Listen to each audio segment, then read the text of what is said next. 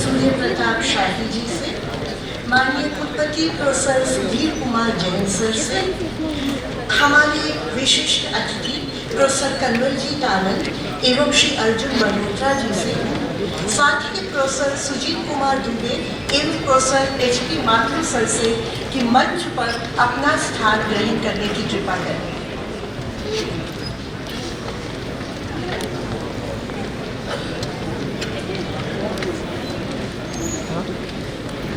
हमें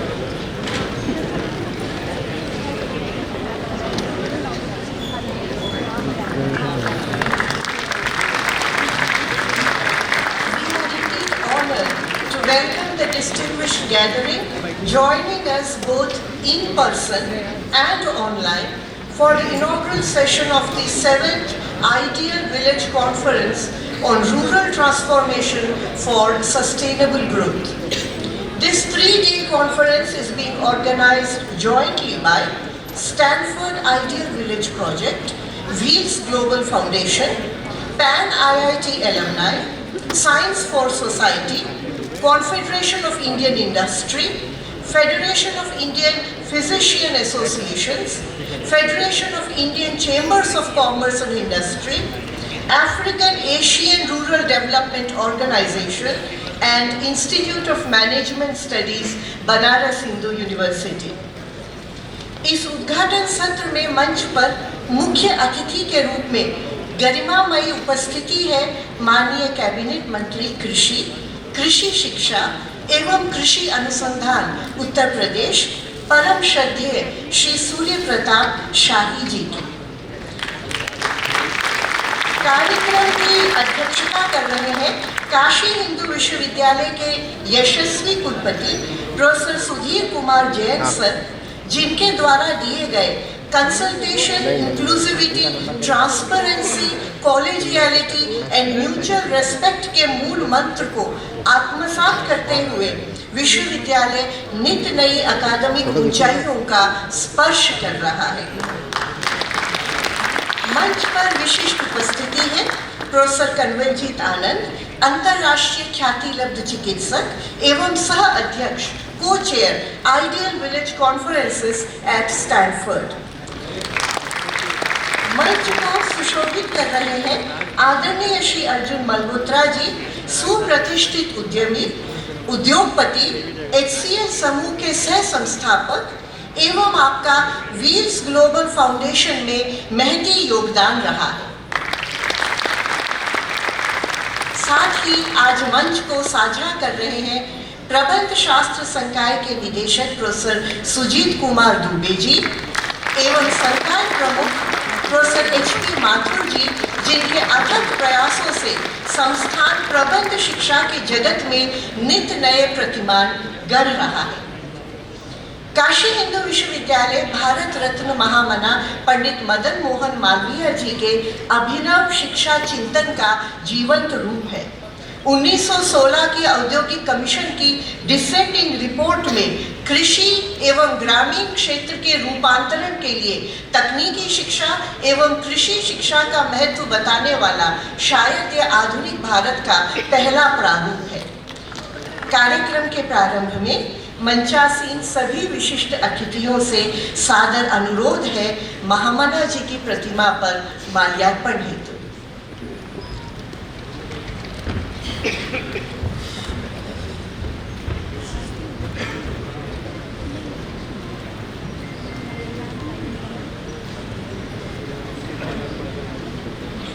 माल्यार्पण हेतु सादर निवेदन है माननीय मुख्य अतिथि महोदय से।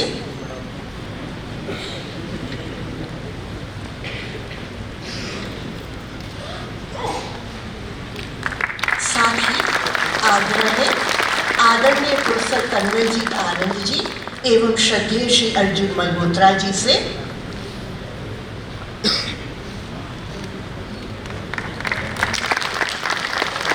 साथ ही निवेदन है प्रोफेसर सुजीत कुमार दुबे जी एवं प्रोफेसर HP माथुर जी से। हमारे विशिष्ट अतिथि तथा हमारे कुलपति माल्यार्पण कर चुके हैं। माल्यार्पण के पश्चात माननीय मुख्य अतिथि महोदय एवं मंचासीन विशिष्ट जनों से अनुरोध है दीप प्रज्वलन के लिए।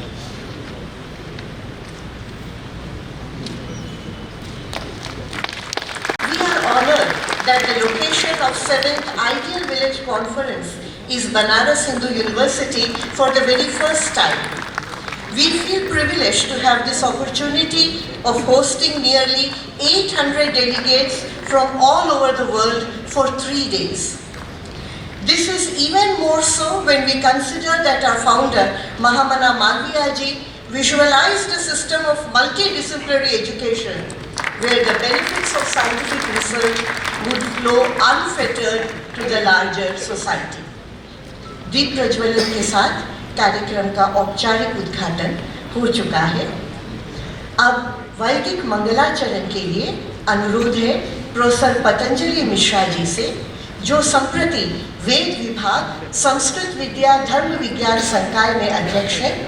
प्रोफेसर मिश्र को उत्तर प्रदेश सरकार का वेद पंडित पुरस्कार प्राप्त हुआ है तथा आप जर्मनी, इटली एवं स्विट्जरलैंड में विजिटिंग प्रोफेसर के रूप में अपनी सेवाएं दे चुके हैं।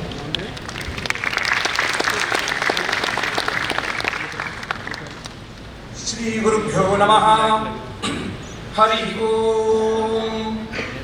शंभवाय मयो भवाय शंभवाय मयो भवाय शंकराय मयो भवाय शंभवाय मयो भवाय शंकराय शंभवायेति शंभवाय मयो भवाय शंकराय मयो भवाय शंकराय मयस्कराय मयक्कराय शंकराय मयो भवाय शंकराय मयस्कराय मयो भवायेति मयः भवाय शंकराय मयस्कराय मयक्कराय शंकराय मयस्कराय शिवाय मयक्कराय शंकराय मयस्कराय शिवाय शंकरायेति शंकराय मयस्कराय शिवाय मयक्कराय शिवाय शिवतराय शिवाय मयक्कराय शिवतराय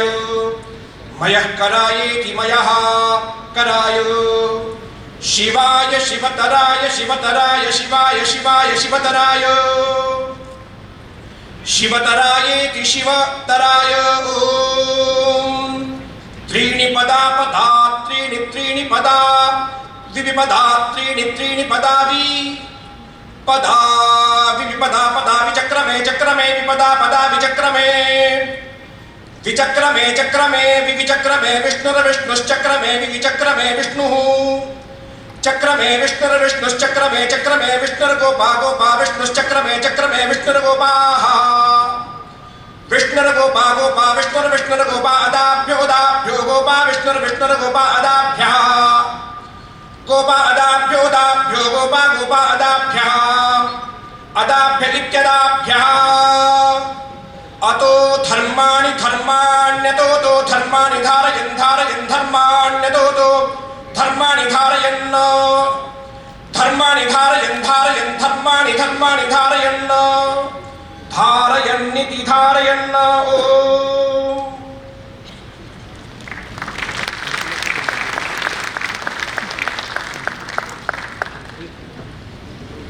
काशी हिंदू विश्वविद्यालय का कुलगीत महामना जी की विहंगम शिक्षा दृष्टि का सुंदर संगीतमय रूप है। इसको शब्द दिए थे महान वैज्ञानिक डॉक्टर शांति स्वरूप भटनागर ने तथा इसे पहली बार 1923 में प्रस्तुत किया गया। प्रोफेसर संगीता पंडित जी के निर्देशन में कुलगीत की प्रस्तुति मंच कला संकाय के विद्यार्थियों द्वारा की जाएगी। तबले पर संगत कर रहे हैं श्री भास्कर प्रसाद मिश्रा जी एवं हारमोनियम पर साथ दे रहे हैं Shri Anand Kumar ji.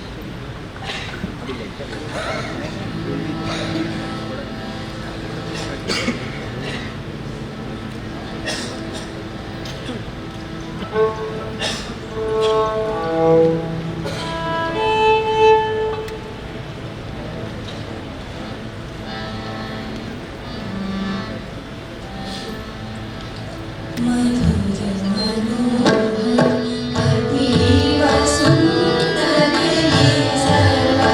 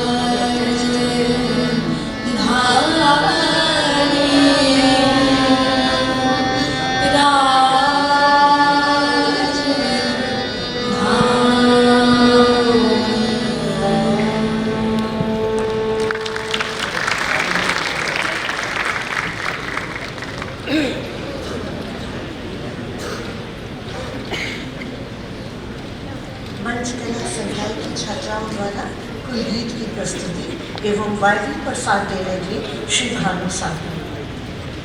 May I now request the Honorable Vice-Chancellor Sir to welcome our Honorable Chief Guest with a token of our immense respect, regard and gratitude. Hello.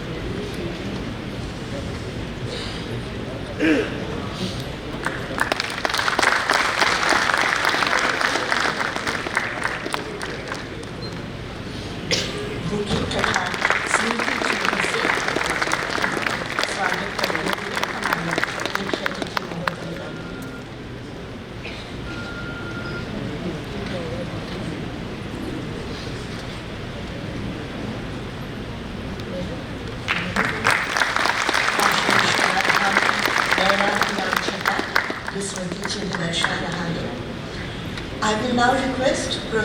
Sujit Kumar Dubey sir and Prof. H.P. Mathur sir to present our Honorable Vice-Chancellor sir, who is presiding over this session, with a token of our regard and respect for him.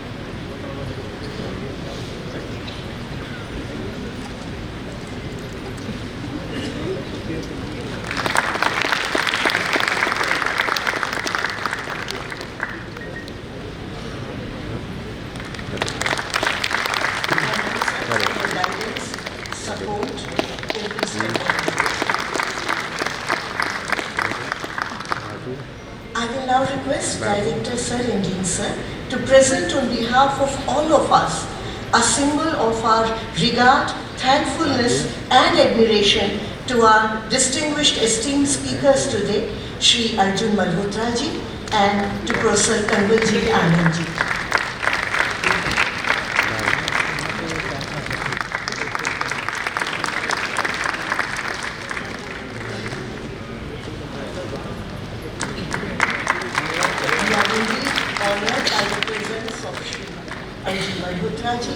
And Professor Kanwaljeet Tandon. It's an especially empowering and inspiring moment for all our students who are present.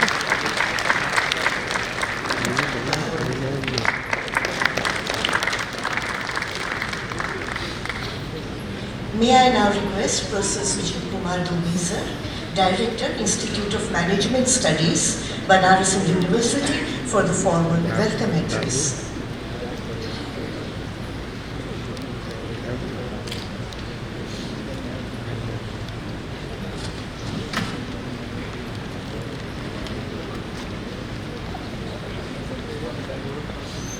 प्रणाम। काशी पुराधिपति की नगरी और महामना के इस पावन प्रांगण में उत्तर प्रदेश के मुख्यमंत्री श्रीमान योगी आदित्यनाथ जी के वरिष्ठ प्रतिनिधि माननीय श्री सूर्य प्रताप शाही कृषि मंत्री, उत्तर प्रदेश शासन की गरिमामयी उपस्थिति में पधारे मंचासीन स्टैनफोर्ड विश्वविद्यालय से प्रोफेसर कंवलजीत आनंद, व्हील्स ग्लोबल फाउंडेशन से श्री अर्जुन मल्होत्रा, काशी हिंदू विश्वविद्यालय के कुलपति प्रोफेसर सुधीर कुमार जैन, इस सभागार में विराजमान अभ्यागत अतिथिगण, विशिष्ट वक्ता, प्रतिभागीगण, छात्र व शिक्षकवृंद, अधिकारीगण, काशी के प्रबुद्ध नागरिक, प्रिंट और इलेक्ट्रॉनिक मीडिया के प्रचार बंधु, देवियों और सज्जनों, प्रबुद्ध शास्त्र संस्थान काशी हिंदू विश्वविद्यालय की ओर से आप सभी का अभिनंदन और स्वागत करते हुए मुझे असीम हर्ष का अनुभव हो रहा है। हम सभी को आज 7th आइडियल विलेज कॉन्फ्रेंस के इस वैश्विक आयोजन के कालखंड और उत्तर प्रदेश व काशी हिंदू विश्वविद्यालय जैसे चयनित स्थान की उपयुक्तता स्पष्ट रूप से प्रतिबिंब हो रही है। इस आयोजन में सुधीजन आने वाले 3 दिवसीय ग्रामीण रूपांतर व प्रगति पर अपने चिंतन को धार प्रदान करेंगे और ये बड़े ही गर्व और संतोष का विषय है कि चिंतन मनन की प्रवाहित होती इस धारा के साथ साथ इस दिशा में उत्तर प्रदेश के हमारे दूरदर्शिता मुख्यमंत्री श्रीमान योगी आदित्यनाथ जी के मार्गदर्शन में चल रहे प्रयास, प्रशंसा और अतुलनीयता के सुपात्र भी बन रहे हैं। और इसी श्रृंखला में आज हम सबका ये बड़ा सौभाग्य है कि इस कार्यक्रम में उत्तर प्रदेश के कृषि मंत्री श्री सूर्य प्रताप शाही जी पधारे हैं। इस आयोजन का लक्ष्य और माननीय कृषि मंत्री जी के ऐसे अवसर पर उपस्थिति निस्संदेह शुभ और सफलता की सूचक है। आदरणीय मंत्री जी, आपके द्वारा प्रदेश के कृषि क्षेत्र में किए गए सफल व उल्लेखनीय प्रयास का इस कार्यक्रम को सार्थकता प्रदान करेंगे। आपको हम सबका साधुवाद।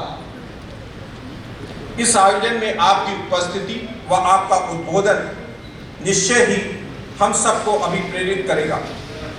आपका हृदय से स्वागत, अभिनंदन। हम सब के लिए सौभाग्य की बात है कि इस कार्यक्रम का आरंभ काशी हिंदू विश्वविद्यालय के एक पूरा छात्र द्वारा किया जा रहा है।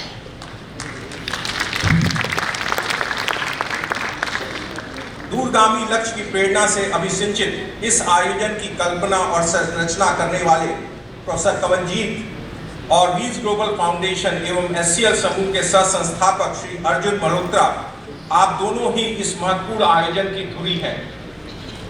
आज इस कार्यक्रम में आपकी उपस्थिति सम्मेलन में पल्लवित विचारों व प्रयासों को अवश्य ही एक निश्चित दिशा प्रदान करेगी।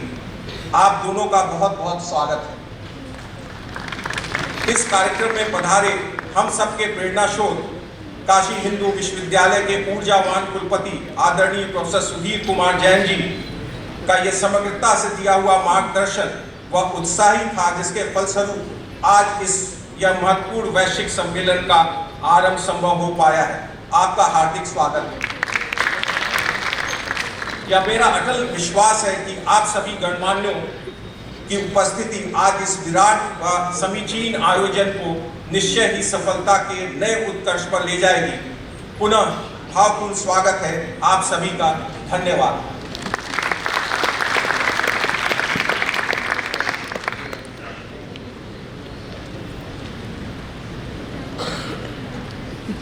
We have on stage with us Professor Kanwaljeet Ananad. We feel privileged, sir, to invite you to share with us the vision and thinking behind the Ideal Village Conference.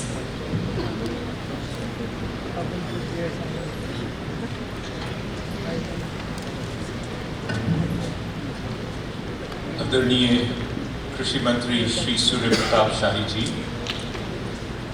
आदरणीय BHU के कुलपति प्रोफेसर सुधीर दुबे जी, सुधीर जैन जी और बाकी सम्मानित गणमान्य अतिथियों, सरकार के वरिष्ठ अधिकारियों, आमंत्रित वक्ताओं, राष्ट्रीय और अंतर्राष्ट्रीय विशेषज्ञों, बनारस हिंदू विश्वविद्यालयों के प्रोफेसरों और छात्रों, प्रेस के सदस्यों, मेरे समिति के कार्यकर्ताओं और प्रिय स्वयंसेवकों, देवियों और सज्जनों। आइडियल विलेज कॉन्फ्रेंस आज सबसे पहली बार अमेरिका और स्टैनफोर्ड यूनिवर्सिटी से दूर भारत और BHU कैंपस में आयोजित किया गया है।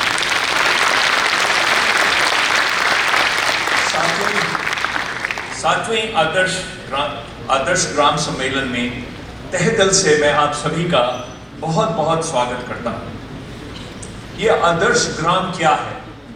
ये आदर्श ग्राम अवधारणा क्या है? हितधारकों, सामाजिक संगठनों और सरकार के सहयोग से ये आदर्श ग्राम समग्र और टिकाऊ तकनीकी समाधानों से वैश्विक स्तर पर गांव के लोगों और ग्रामीण समुदायों की आवश्यक जरूरतों को सक्षम करने पर केंद्रित है। 2016 से वार्षिक आदर्श ग्राम सम्मेलनों ने सरकारी एजेंसियों, गैर सरकारी संगठनों, कॉरपोरेट्स, विश्वविद्यालयों और फाउंडेशनों के लिए स्टैनफोर्ड यूनिवर्सिटी में एक एकीकृत सहयोग मंच बनाया है, जो ग्रामीण समुदायों को स्वस्थ, आत्मनिर्भर और आर्थिक प्रगति की ओर ले जा रहा है। आज के इस सम्मेलन का विषय है ग्रामीण परिवर्तन से सतत विकास, rural transformation for sustainable growth. और यह 6 प्रमुख पटरियों पर चलेगा। पहला, स्वास्थ्य और पोषण। दूसरा, जल और स्वच्छता। तीसरा, कृषि और खेती। चौथा शिक्षा और कौशल विकास, पांचवा ऊर्जा और पर्यावरण, और छठा स्थिर आजीविका के साधन।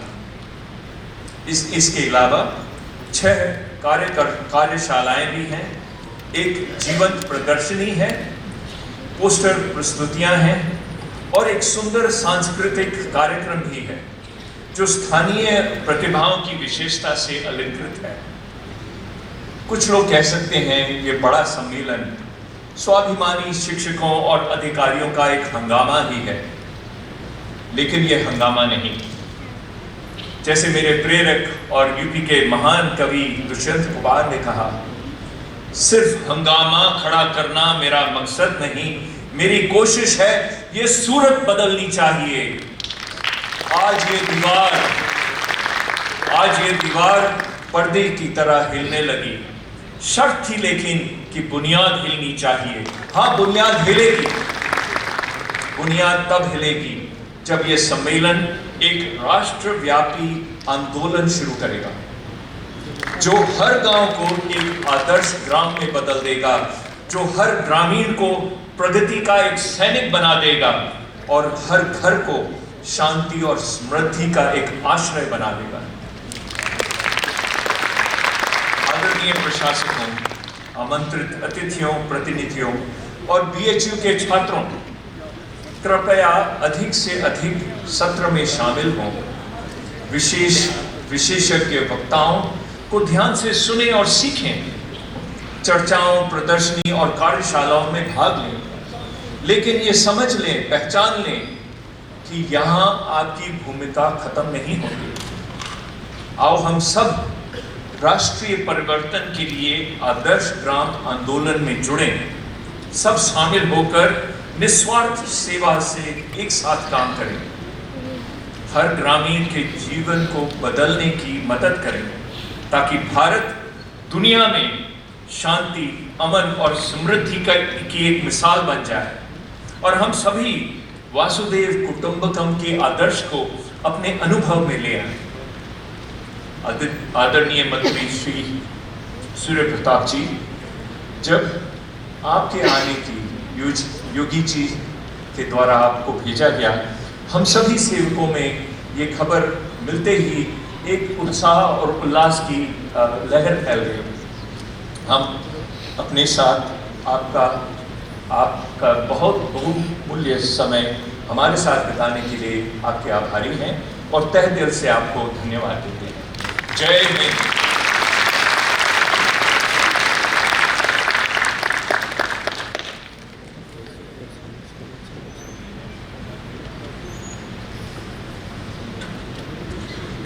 The Ideal Village Conference, which highlights the 6 spokes of rural transformation, indeed, sir, is a window for our students to participate and contribute in the transformation of rural areas. Thank you, sir. We are indeed honored that this occasion is being graced by the presence of Shri Arjun Malhotra ji. May I now request you, sir, to share your vision about the Wheels Global Foundation. Shri Arjun Malhotra ji.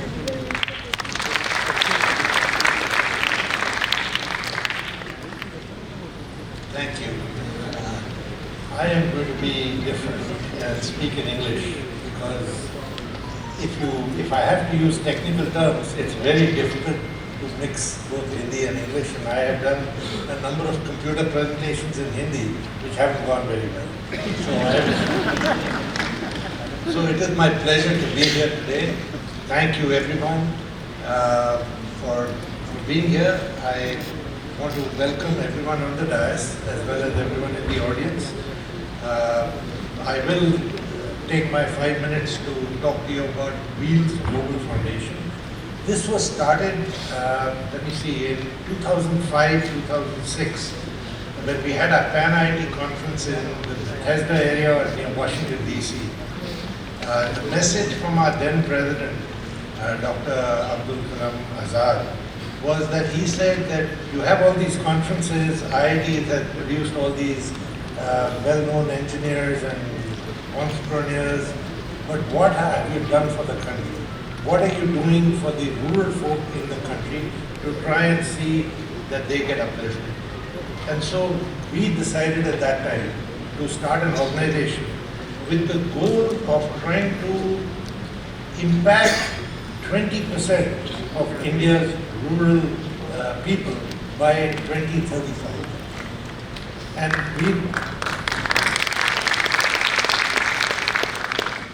we looked at the 17 sustainable goals, development goals, SDGs that the UN had set up, and identified 6 of them that we thought were interconnected and would need to be looked at holistically to try and make that improvement or try and make that impact, I should say. They are, and that is reflected in our name. WGF stands for Wheels Global Foundation.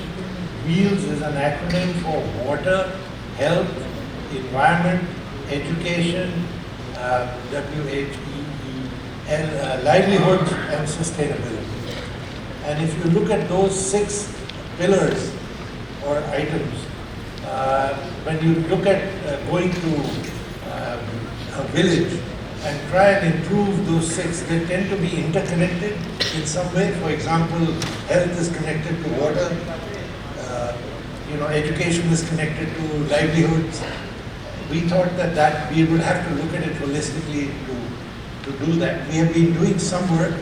We have a smart village program that's running in the Aravalis. I won't get into the details. We'll probably talk about it during the conference.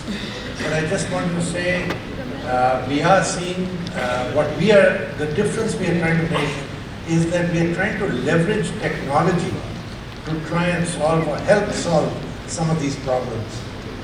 And because a lot of us are from the IITs, that's where it started, we are trying to leverage the IITs to try and help us solve these problems. Originally when we started, there were just a few. There are now 23 IITs, including one on this campus at the university. And we are looking forward to working with all of them to try and see how we can improve things in rural areas. And I today want to say that while India is the priority and where we want to focus, I think the solutions that we are looking at are going to be applied all over the world. Thank you.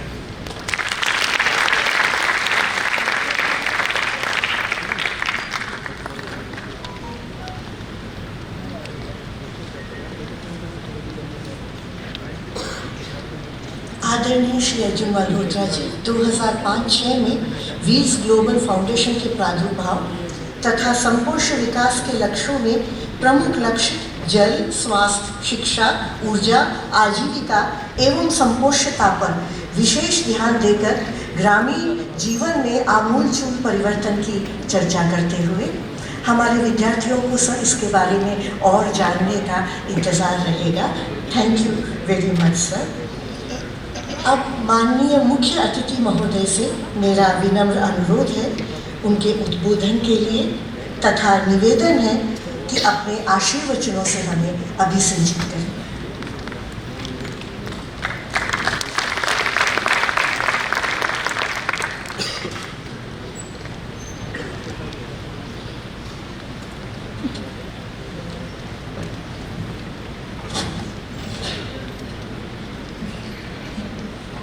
सभागार में उपस्थित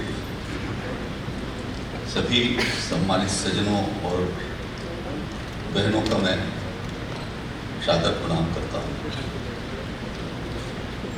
मेरे लिए प्रसन्नता का विषय है आज मुझे आपके बीच में आने का अवसर दिया गया है। मैं इस सभागार में आप सबका इसलिए हार्दिक स्वागत करना चाहता हूँ कि इस विश्वविद्यालय का मैं पुरातन छात्र हूँ।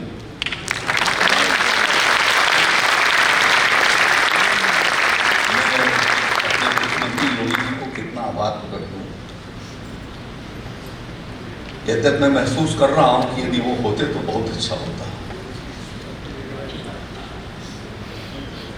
ऐसे माँ गंगा के पावन तट पर बाबा विश्वनाथ की नगरी में आप सबका जो भारत से विभिन्न देशों के बीच जाकर के अपना प्रतिनिधित्व दे रहे हैं, मैं सबका हृदय की गहराइयों से अभिनंदन करता हूँ, स्वागत करता हूँ। आप इस अभियान के प्रारंभ किए। इस अभियान की शुरुआत आदरणीय प्रधानमंत्री जी ने 2014 में प्रधानमंत्री की शपथ लेते ही शुरू की थी, लेकिन उस महत्वपूर्ण आयाम को आंदोलन के रूप में परिवर्तित करने के लिए जो ये 3 दिवसीय कॉन्फ्रेंस हो रहा है, जिसकी अध्यक्षता यहाँ पर हमारे कुलपति प्रोफेसर श्री सुधीर कुमार जैन साहब ने इस आयोजन का अवसर दिया है, ऐसे प्रोफेसर सुजीत कुमार जैन साहब, स्टैनफोर्ड से आए हुए प्रोफेसर आनंद साहब, प्रोफेसर अर्जुन मल्होत्रा साहब, मेरे गृह जनपद जो मेरा अनडिवाइडेड डिस्ट्रिक्ट है उसके ही रहने वाले professor Sujit Kumar Dubey, professor HP Mathur साहब, संचालिका महोदया जिनका नाम से मैं परिचित नहीं हूँ, लेकिन बहुत अच्छे तरीके से उन्होंने संचालन कर रखा है।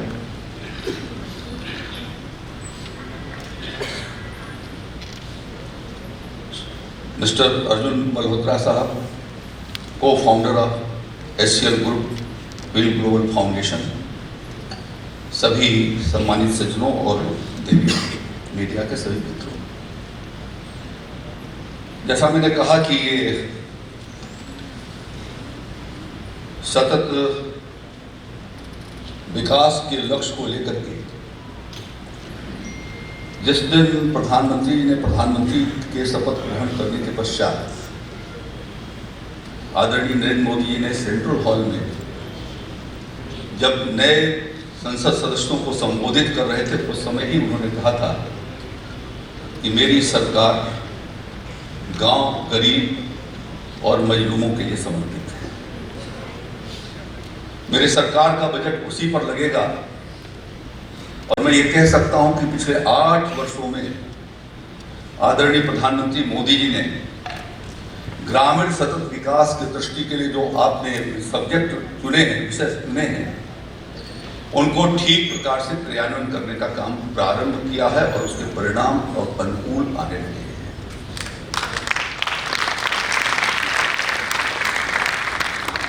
जब आजादी के पहले स्वतंत्रता अभियान के समय महात्मा गांधी जी से जब पूछा जाता था कि आपके आज आजाद भारत का क्या स्वरूप है, क्या उसका खाका है, तो महात्मा गांधी जी बार बार इस बात को हर समय उन्होंने दोहराया है, चाहे देश हो या विदेश हो, कि मैं चाहता हूं कि आजादी के बाद स्वावलंबी आत्मनिर्भर गांव बने और गांव की सरकार बने। उन्होंने विलेज गवर्नमेंट की बात कही थी और जो आइडियल विलेज का कंसेप्ट है, वो कंसेप्ट में ये समझता हूं कि महात्मा गांधी जी ने जो आजादी के पहले ग्राम राज्य और ग्राम स्वराज्य की जो कल्पना किया था, मैं समझता हूं कि उसके बुनियाद पर खड़ा हुआ संकल्प है।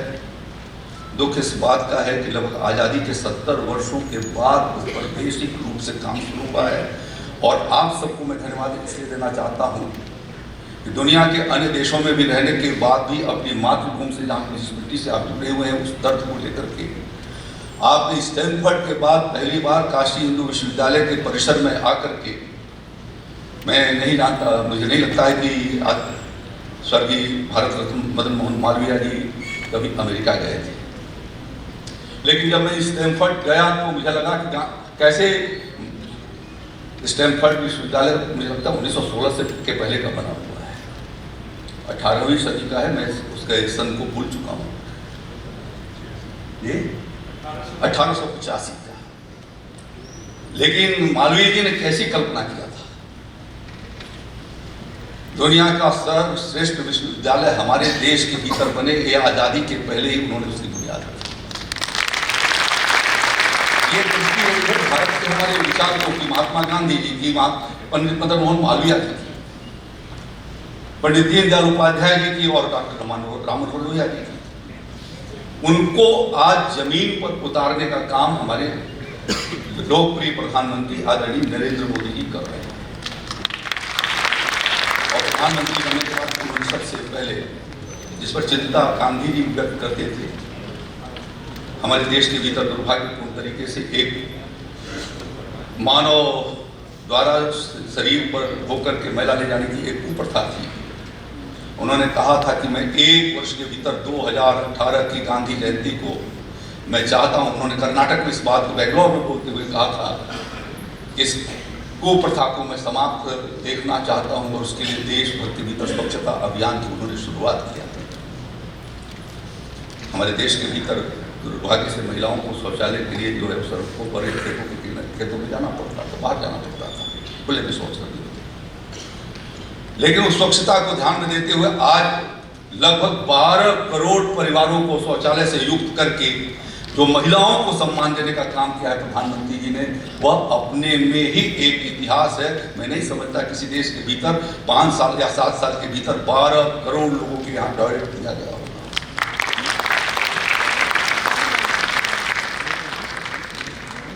हमारा देश विकासशील देश है। अमेरिका को आजाद हुए लगभग 300 साल से ऊपर, और मैंने फाउंडर प्रेसिडेंट वाशिंगटन साहब के भाषण को भी सुना था, पढ़ा इतना नहीं था, पढ़ा। और उन्होंने जो जिन परिस्थितियों का उल्लेख किया है उस अमेरिका के बैकग्राउंड का, कि किन परिस्थितियों में यूनाइटेड स्टेट ऑफ अमेरिका बना। भारत की आजादी के बाद में जब पढ़ रहा था उसको, तो मुझे अनुभव हो रहा था कि जो वाशिंगटन साहब ने महसूस किया था वो भारत के आजादी के बाद वैसी ही परिस्थितियां यहां पर बन गई थी। लेकिन उनसे उबारने का उन्होंने काम किया। वहां की पूरी सीनेट ये कह रही थी कि 3rd टाइम भी आप चांस ले लीजिए, लेकिन उन्होंने कहा कि नहीं, मैं कॉन्स्टिट्यूशन का पालन करूंगा। सस्टेनेबल गोल के भीतर भी कॉन्स्टिट्यूशन का पालन करना भी अपना एक धर्म है। मैं इसलिए उल्लेख कर रहा हूं कि उन्हीं परिस्थितियों से आज हमारे देश को निकाल कर आजादी के 75 वर्षों के बाद अमृत महोत्सव को मनाते हुए एक नया संकल्प प्रधानमंत्री जी ने रखा है अगले 25 वर्ष का। और उस 25 वर्ष के उस संकल्प के भीतर हमारे उत्तर प्रदेश की एक महत्वपूर्ण भूमिका हो जाती है, क्योंकि हम दुनिया के 6ठे या 7वें देश के रूप में, हमारी पॉपुलेशन 25 करोड़ की जनसंख्या की आबादी वाला यह उत्तर प्रदेश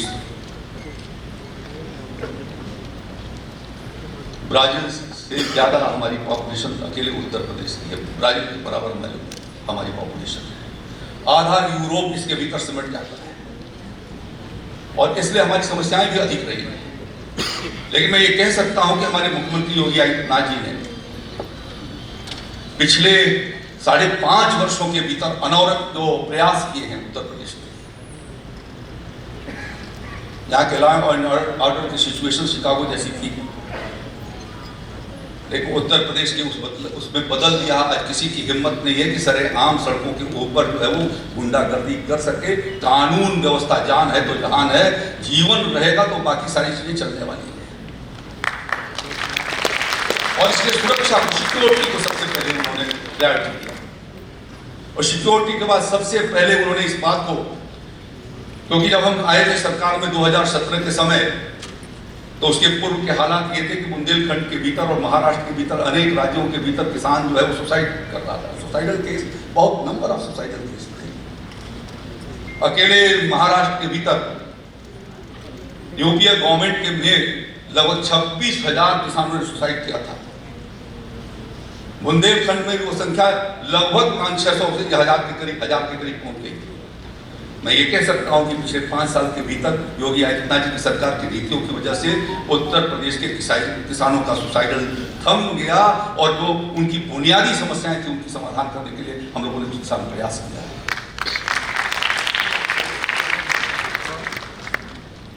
किसानों को,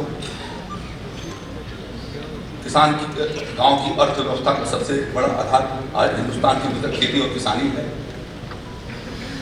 अभी कुछ दिन हमारे यहाँ इन्वेस्टर्स वर्ल्ड इन्वेस्टर समिट होने वाला है, फरवरी महीने में होगा। हम आप सब लोगों को आमंत्रित कर रहे हैं।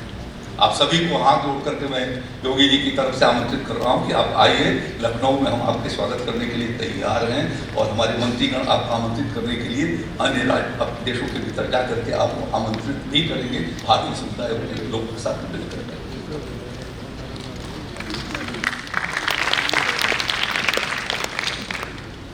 मैं ये कह रहा था कि जो बुनियाद अर्थव्यवस्था की बुनियाद हमारी जो है खेती और किसानी है। आज भी भारत के भीतर 60% से ज्यादा, उत्तर प्रदेश के भीतर 68% लोग जो है वो खेती किसानी पर निर्भर करते हैं और गांव में वो रहते हैं। लगभग 60% से ज्यादा जनसंख्या उत्तर प्रदेश की गांव के भीतर रहती है। और इसलिए गांव को भी शहर जैसा जीवन मिल सके, यह अपने में एक महत्वपूर्ण बात है, जिस महत्वपूर्ण बिंदु पर आप चर्चा करने के लिए 3 दिन आप इसके ऊपर विचार विमर्श करेंगे। आपके द्वारा जो सुझाव आएंगे, मैं समझता हूं कि विशेषज्ञों का वो सुझाव होगा, आप सब अनुभवी लोगों का सुझाव होगा, जिन्होंने देश और दुनिया को देखा है। ऐसे सारे लोगों के सुझावों के साथ उत्तर प्रदेश सरकार उसी संवेदना के साथ, जो दर्द आपके मन में कसक है योगी आदित्यनाथ की सरकार, उसको क्रियान्वित करने के लिए प्रतिबद्ध है। और हम प्रतिबद्ध हैं कि उत्तर प्रदेश के भीतर ग्रामीण विकास के कार्यक्रम को आगे चलाएं।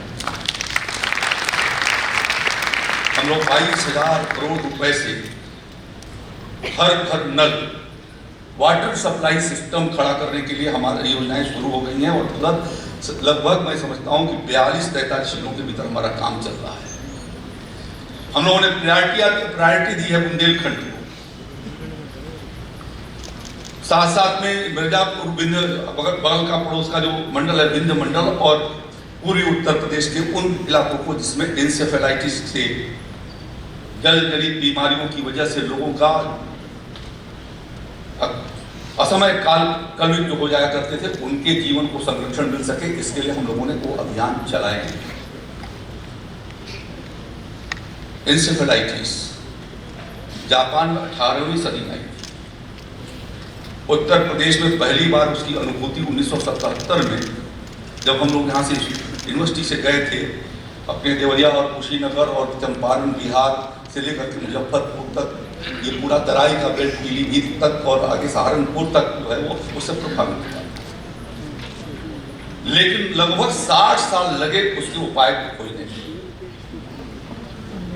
मैं धन्यवाद देना चाहता हूं अपने मुख्यमंत्री योगी आदित्यनाथ जी को कि पिछले 5 साल के भीतर लगातार उन्होंने प्रयास करके उसको मिनिमाइज कर दिया है कि जो लगभग 2000 बच्चे अकाल कलुषित मौत होते थे, आज उनकी संख्या घट करके 2.5 में आ गई है। ये उत्तर प्रदेश के माननीय मुख्यमंत्री जी के नेतृत्व में चलने वाले स्वास्थ्य अभियान का परिणाम है। आदरणीय प्रधानमंत्री जी ने बच्चों के शिशु मृत्यु दर, उनके बीमारियों को रोके जाने के लिए वैक्सीन का एक एम्ब्रेला इंद्रधनुष के नाम से उन्होंने संचालित किया। उत्तर प्रदेश में हम ये इस बात का प्रयास कर रहे हैं कि 100% उस शेड्यूल का जो है परिपालन किया जाए, 100% उस शेड्यूल का परिपालन किया जाए। नियमित रूप से हमारी स्वास्थ्य सेविकाएं आज गांव के भीतर जाती हैं, जा करके उनका बच्चों की दवाओं को देने का काम, कुपोषण की समस्या के समाधान की दृष्टि से उनको न्यूट्रिशन फूड कैसे मिल सके इसकी हम व्यवस्था कर रहे हैं। और अब तो हम लोगों ने उसको सेल्फ हेल्प ग्रुप को देने का फैसला कर दिया है और बहुत से जिलों में हमने उनको दे दिया है। कल ही मैंने प्रयागराज के भीतर टोटली सेल्फ हेल्प ग्रुप से संचालित किए जाने वाले ऐसे यूनिट का कल हमने लोकार्पण किया। 1 करोड़ रुपए की लागत से वो न्यूट्रिशन जो फूड है उसको बनाने का वो हमारा कारखाना लगा है।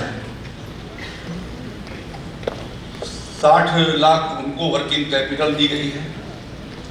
जो उसमें महिलाएं काम कर रही हैं उनको 8,000 रुपया उनको मासिक वेतन उनको दिया जाएगा। जो सेल्फ हेल्प ग्रुप को हम मदद करते थे उस सबको जो है वो क्लस्टर में ऑर्गेनाइज करके और इंटीग्रेट करके ऐसे 25-30 सेल्फ हेल्प ग्रुप को इकट्ठा करके और जो उनका वर्किंग कैपिटल बनता था वो उसको डाल दिया गया, जिसकी वजह से कल वहां पर हम उसकी शुरुआत कर सके। और उत्तर प्रदेश में से 204 इकाइयों को बना रहे हैं और ये 204 इकाइयां कोई 3-4-5 साल में नहीं बनेगी, इस साल के अंत तक वो 204 इकाइयां खड़ी हो जाएंगी। ये समर्पण है योगी आदित्यनाथ की सरकार में। हम प्रयास करें इतने बड़े राज्य के भीतर जब कोविड-19 आई तो मेरी दो लड़कियां वही आपके सनीवेल में रहती हैं।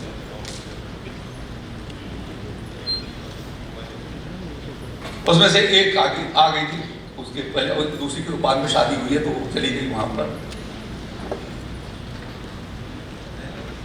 तो उसने कहा कि ये प्रिडिक्शन है अमेरिका का कि लगभग 10 करोड़ लोग जो है वो कोविड से जो है प्रभावित होंगे। मुझे फोन करके उसने बताया और मरने वालों की संख्या करोड़ों में होगी। ये प्रत्याशा जो है वहां यूएस के जो एक्सपर्ट्स थे या जो समीक्षक थे उन्होंने इस निष्कर्ष को निकाला, लेकिन उस सारे निष्कर्षों को हमारे प्रधानमंत्री नरेंद्र मोदी जी के प्रयासों ने विफल कर दिया।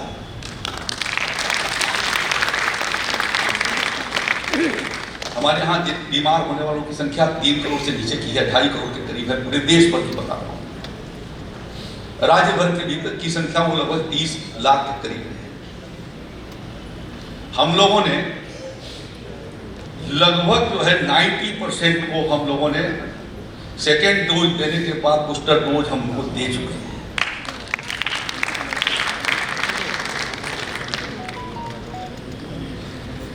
अभी लंपी वायरस आया, मवेशियों के लिए आया, तो मवेशियों के लिए आने वाले लंपी वायरस को 3-4 राज्य हमारे इफेक्ट हो गए। सबसे पहले राजस्थान, गुजरात और हमारा उत्तराखंड, हरियाणा, पंजाब। लेकिन उत्तर प्रदेश में 5 भी मौत लंपी वायरस से नहीं हो सकी। इतना सघन हम लोगों ने जो है वैक्सीनेशन कराया।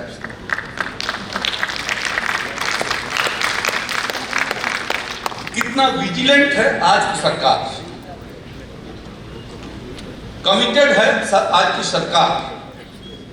हमारी कठिनाइयां भी उसके साथ हैं, चुनौतियां भी हमारे साथ। जितना बड़ा पॉपुलेशन है, हमारे पास रिसोर्स अभी एक्सटॉर्शन नहीं है रिसोर्स का, वैल्यू एडिशन नहीं है रिसोर्स का। आज ग्रामीण अर्थव्यवस्था के भीतर वैल्यू एडिशन कैसे खड़ा हो, इसके लिए भी हम लोगों ने प्रयास शुरू किए। उन प्रयासों में आपकी सोच हमारी बहुत मदद करेगी और इसलिए उत्तर प्रदेश में हम 600 lakh metric ton food grain का प्रोडक्शन कर रहे हैं। रिकॉर्ड व्हीट प्रोडक्शन में हम 36 कंट्री का व्हीट प्रोडक्शन का 36% अकेले आज उत्तर प्रदेश पैदा कर रहा है। पिछले 5 वर्षों के भीतर 3 lakh metric ton oil seed का प्रोडक्शन हमने बढ़ाया है उत्तर प्रदेश के भीतर। हमारे देश के भीतर हिंदुस्तान को खाने के लिए तेल, जिसकी चिंता बार बार प्रधानमंत्री जी हमारे देशवासियों से भी कर रहे हैं। आत्मनिर्भर भारत के लिए एक यह भी हमारे लिए लक्ष्य है कि हम देश को ऑयल सीड और पल्स में आत्मनिर्भर बना दें। और ये मॉडल गांव से ही संभव हो सकता है। हम कैसे पानी के संचय को करें, कैसे स्वच्छता को बनाएं, खेती के तरीकों को कैसे बदलें, कैसे उसको टेक्नोलॉजी के भीतर उसको शामिल करें।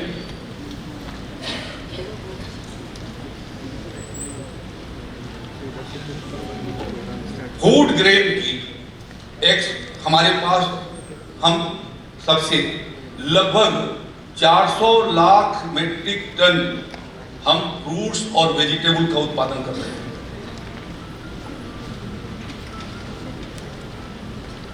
300 लाख 300 लाख लीटर हम लोग जो है दूध उत्पादन कर रहे हैं और larger milk producer Uttar Pradesh आज की तारीख में है। पहले हमारा दूध जो है वो जाता था गुजरात, अमूल के लोग खरीद के ले जाते थे या मदर डेयरी के लोग ले जाते थे। हमारे दूध प्रोडक्शन को देख करके प्रधानमंत्री जी की प्रेरणा से अब अमूल जो है आकर के वाराणसी में लगा रहा है, लखनऊ में लगा रहा है, मदर डेयरी आकर के यहाँ पर लगा रही है, लखनऊ में लगा रही है। जहाँ मटेरियल होगा वहां पर लोग आएंगे। वो तस्वीर नहीं गई थी, इस नाते हमारे लिए एक दिक्कत थी। आज वो तस्वीर जो है वो हमारी बाहर जा रही है, उसका प्रचार उसके साथ खड़ा हो रहा है। तो मैं आपसे यह निवेदन करना चाहता हूं कि आप हमारे उत्तर प्रदेश राज्य को भी आइए। हम सबसे ज्यादा पोटैटो प्रोडक्शन कर रहे हैं इस समय। पिछले लास्ट ईयर हमने 165 लाख मेट्रिक टन हम लोगों ने पोटैटो प्रोडक्शन किया है। उत्तर प्रदेश से 10 लाख मेट्रिक टन शुगर जो है वो एक्सपोर्ट हुई है। हम देश के इथेनॉल बनाए जाने में हम 60% इथेनॉल शुगर के बेस इथेनॉल उत्तर प्रदेश के भीतर बनना शुरू हो गया है और इससे अपार संभावनाएं हैं। हम केंद्रित कर रहे हैं कि कैसे हमारे ग्रामीण विकास के कार्यक्रम भी एक गांव आदर्श गांव के रूप में खड़ा कैसे हो। स्वर्गीय नानाजी देशमुख, आप में से कुछ लोग शायद उनके नाम को सुने होंगे, उनसे परिचित भी होंगे। नानाजी देशमुख लोकसभा के भीतर 1977 में चुने गए और 1977 में उन्हें भारत सरकार के उद्योग मंत्री के रूप में उन्हें शपथ ग्रहण करने के लिए मोरारजी भाई ने बुलाया था, लेकिन उन्होंने उसको फोरगो कर दिया। उन्होंने कहा समाज सेवा ही हमारा लक्ष्य है और उन्होंने एक अभियान चलाया। सबसे बैकवर्ड आज भी एस्पिरेशनल डिस्ट्रिक्ट के भीतर बलरामपुर डिस्ट्रिक्ट आती है। उन्होंने कहा यहाँ गांव के किसानों को खेतों के सिंचाई का हम प्रबंध करेंगे और कच्चा कुआं और बांस का जो बैम्बू बोरिंग करके और किसानों के खेत को सिंचाई की सुविधा 20,000 bamboo irrigation facility Nanaji Deshmukh ने वहां पर खड़ा किया। आप आए हैं यहाँ पर तो मैं निवेदन करना चाहूंगा कि एक बार चित्रकूट भी जाइए जहाँ पर नानाजी ने जो काम खड़ा किया। नानाजी ने वहां पर 200 से ज्यादा गांव को उन्होंने गोद दे दिया और अनएम्प्लॉयड ग्रेजुएट्स को उन्होंने प्रेरित करके और गांव के जो समग्र विकास के जो अपने सारे लक्ष्य हैं, जल संरक्षण, पर्यावरण, प्रदूषण से मुक्ति, महिला सशक्तिकरण, न्यूट्रिशन, इन सारे चीजों पर लोगों को जानकारी देकर के वहां पर उसको खड़ा करना। हमारे योगी आदित्यनाथ जी की सरकार ने उसी पैमाने के आधार पर उत्तर प्रदेश के भीतर काम शुरू किया हुआ है। हम लोगों ने 68,000 ग्राम पंचायतों में से लगभग 50,000 ग्राम पंचायतों में हमने एक सचिवालय बनाया।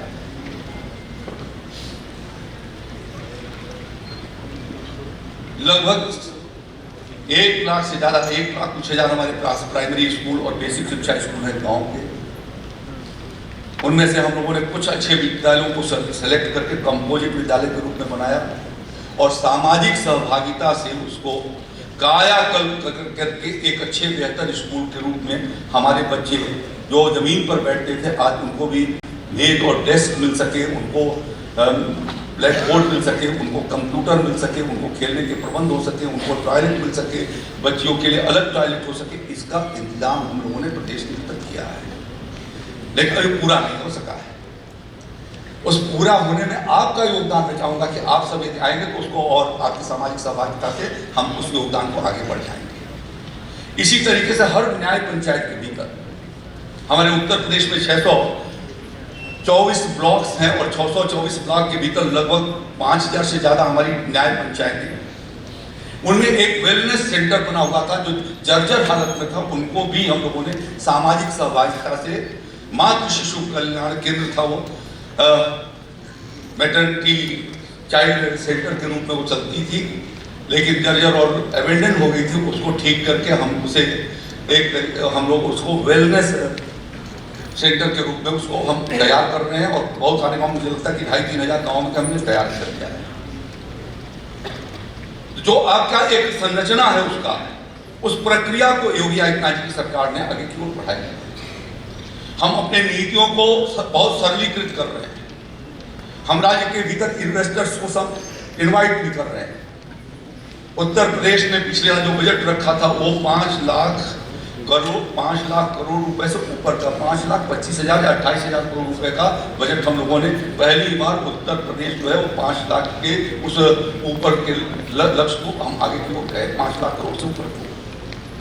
और उसी समय योगी आदित्यनाथ जी ने कहा कि प्रधानमंत्री जी ने 5 ट्रिलियन इकोनॉमी का जो लक्ष्य रखा हुआ है उसमें उत्तर प्रदेश $1 ट्रिलियन का योगदान उत्तर प्रदेश कर सके, इसके लिए हम अपनी अर्थव्यवस्था को खड़ा करें। वो तभी संभव है जब आप सबका उसके भीतर सहयोग होगा। हम लोगों ने अपनी MSME पॉलिसी को भी बदला है, उसको सरलीकृत किया हुआ है, उसके सीमाओं को भी बढ़ाया, उसके ऊपर सब्सिडी भी बढ़ाई है। हम 35% से ज़्यादा सब्सिडी दे रहे हैं। प्रधानमंत्री जी के द्वारा चलाया गया agriculture infrastructure fund 1 lakh crore रुपए का है। उस 1 लाख करोड़ रुपए में हमने राज्य सरकार की ओर से 4% की एडिशनल सब्सिडी अनाउंस किया हुआ है कि उस पर जो वर्किंग कैपिटल होगा उसमें राज्य की ओर से भी हम सब्सिडी देंगे। हमारी उद्योग नीति अभी आई है जिसका क्रियान्वयन शुरू हो रहा है इन्वेस्टर समिट को देखते हुए। तो इसी तरीके से अनेक पॉलिसी हमारी आ रही है और उत्तर प्रदेश के भीतर खाद्य प्रसंस्करण इकाइयों की, फूड प्रोसेसिंग यूनिट्स की बहुत बड़ी संभावनाएं हैं। अभी 4-5 दिन पहले मैं बुंदेलखंड के अपने बाना विश्वविद्यालय, मेरा एग्रीकल्चर डिपार्टमेंट का एक विश्वविद्यालय वहाँ पर गया था। आज से 2018 में मैंने उनसे ये अपील किया था वहाँ के वाइस चांसलर साहब से कि ये नागपुर में संतरे की खेती हो सकती है तो बुंदेलखंड में क्यों नहीं हो सकती, एक बार कोशिश करो। अभी जब पिछले हफ्ते में वहाँ पर गया तो मुझे जो वर्तमान वाइस चांसलर साहब हैं उन्होंने मुझे अपने विश्वविद्यालय के कैंपस में संतरा को उगा करके उसका फल, फ्रूटिंग आ गई है, उसका फल मेरे को दिया। ये उत्तर प्रदेश के लिए एक आश्चर्यजनक बात है कि नागपुर का संतरा उत्तर प्रदेश में हो सकता है। वहां पर मौसमी फ्रूटिंग आ गई है, उसे भी उन्होंने दिखाया। कीनो हम पैदा कर रहे हैं बुंदेलखंड के भीतर, ड्रैगन फ्रूट हम पैदा कर रहे हैं। हमारे किसान जो है, झांसी के किसान ने स्ट्रॉबेरी पिछले साल सरदार जी ही हैं उन्होंने स्ट्रॉबेरी की खेती बहुत बड़े पैमाने उनकी लड़की ने किया हुआ है। मैं उनके फार्म पर गया था, जाकर के देखा। मुख्यमंत्री ने मुझे कहा कि आप जाइए, जाकर के देखिए, उनको प्रोत्साहित कीजिए कि ऐसे किसान और उनकी ओर आगे क्यों आए। ऐसे यदि मॉडल किसान होंगे, ऐसे मॉडल गांव खड़े हो जाएंगे तो देखा देखी हमारे भीतर एक बहुत बड़ा परिवर्तन, जो ट्रांसफॉर्मेशन आप चाहते हैं वो ट्रांसफॉर्मेशन हो सकेगा। और उस पर आप जो विचार कर रहे हैं, मैं उसके लिए आपका अभिनंदन करना चाहूँगा। आदरणीय प्रधानमंत्री जी ने, ये उनकी कॉन्स्टिट्यूएंसी है। यहाँ पर एक जयापुर गाँव को उन्होंने ऐलान किया और पिछले 5 साल के भीतर जयापुर का उन्होंने जो मॉडल गाँव का कंसेप्ट है, मैं चाहूँगा कि एक समय होगा तो आप में से कोई कहेंगे तो हमारे कोई अफसर आकर के आप में से जो जाना चाहेंगे एक बार लेकर के जयापुर में आपको विजिट कराएंगे, हम करा देंगे व्यवस्था। मैं डिस्ट्रिक्ट मजिस्ट्रेट को भी कहूँगा, मेरा एग्रीकल्चर डिपार्टमेंट के माइन डायरेक्टर यहाँ पर बैठे हैं, वो इस बात को अरेंजमेंट करेंगे कि कैसे आप लोगों को ले करके और जयापुर को ले आए। हम अब प्राकृतिक खेती, नेचुरल फार्मिंग की ओर बढ़ते हैं। राज्य के भीतर हम लोगों ने इस बात को तय किया हुआ है कि इस साल हम लगभग 1 लाख हेक्टेयर के भीतर खरीफ से हमने उसकी शुरुआत किया है और इस साल के अंत तक हम 1 लाख हेक्टेयर के भीतर नेचुरल फार्मिंग, काउ बेस्ड, हम ये फार्मिंग अपने राज्य के भीतर शुरू करते हैं। बुंदेलखंड के 7 डिस्ट्रिक्ट हैं बुंदेलखंड में और उसके 47 जो है ब्लॉक हैं, उनके भीतर हम लोगों ने 68 करोड़ रुपए की योजना से इस काम को शुरू कर दिया है इस साल। और मुझे खुशी है, बगल में अयोध्या यदि आप में से कोई जाएंगे तो रास्ते में कुमारगंज मिलेगा। कुमारगंज में हमारा कृषि विश्वविद्यालय है, वहाँ पर हमने इस बात का, क्योंकि विदेश के लोग जब तक वैलिडेशन उसका नहीं होता तब तक मानते ही साइंटिफिक्स जो है अटेस्टेशन बहुत जरूरी है। तो मैंने उनको कहा, अपने वाइस चांसलर साहब से कहा कि भाई आप इसका प्रयोग शुरू करो। और वो जो chemical fertiliser DAP, NPK, urea डाल करके करते थे, उस डोज से एक प्लॉट बनवाई, उसके बगल में उससे थोड़ा कम करके किया, उससे थोड़ा कम करके किया, और एक चौथा प्लॉट मैंने कहा कि बिल्कुल छोड़ दो, जो गोबर और गौमूत्र के आधार पर ही खेती हो, तो उसको कम से कम हम देख सके कि इसके परिणाम क्या आ रहे हैं। और मुझे खुशी है कि जब मैं अभी थोड़े दिन पहले गया था वहाँ पर, तो वो किसी भी प्रकार से केमिकल फर्टिलाइजर से कम नहीं है, ये मैंने अपने आंखों से देखा। हमारा देश परंपरागत ढंग से प्राकृतिक खेती करता रहा है, वैदिक काल से करता रहा है। दुनिया में ऑर्गेनिक फूड की बहुत डिमांड है। गांव के भीतर हम एक ऐसी व्यवस्था बनाते हैं वो बहुत अच्छा होगा। राज्य के भीतर जो हमने ग्राम सचिवालय की बात कही है, हम लोगों ने वहाँ पर एक सोशल कॉमन सर्विस सेंटर के रूप में हमने एक कर्मचारी वहाँ पर तैनात किया हुआ है।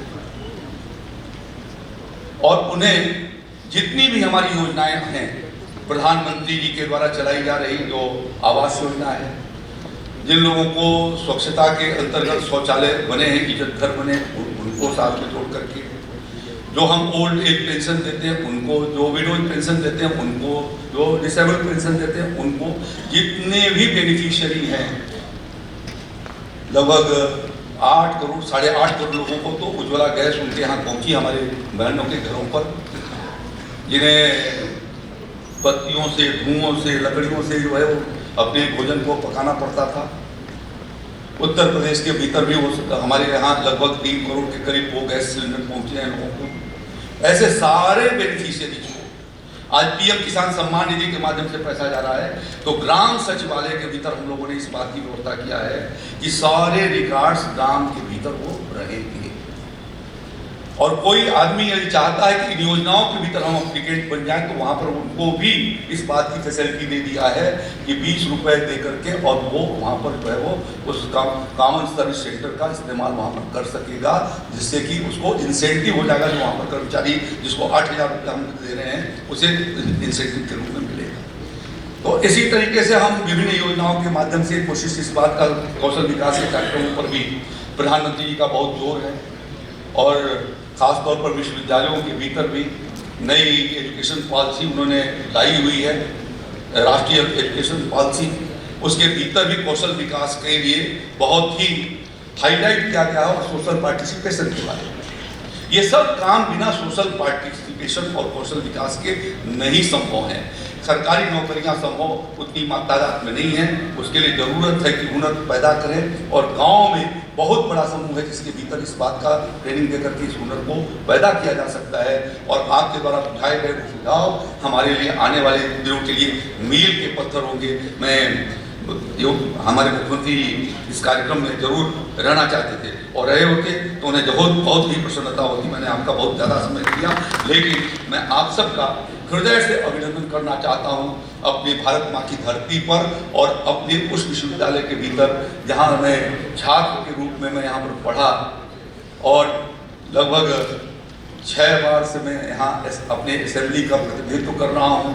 4 मुख्यमंत्रियों के साथ काम करने का यदि मुझे सौभाग्य मिला है, तो वो यहाँ से जो मैं सीख करके गया, काशी हिंदू विश्वविद्यालय के दिए गए संस्कार, काशी हिंदू विश्वविद्यालय के द्वारा दिए गए ज्ञान, उसी के परिणाम स्वरूप में हूँ। और इसलिए गुरु के रूप में हमारे जो वाइस चांसलर जैन साहब यहाँ पर विराजमान हैं, मैं आपको भी नमस्कार करता हूँ कि आपने अपने विश्वविद्यालय के साथ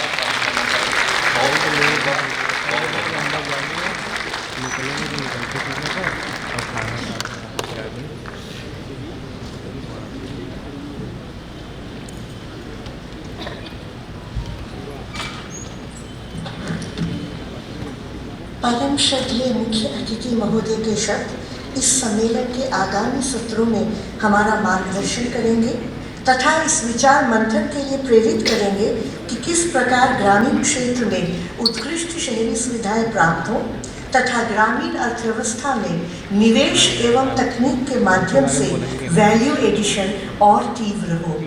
कोटि कोटि सादर आभार सर।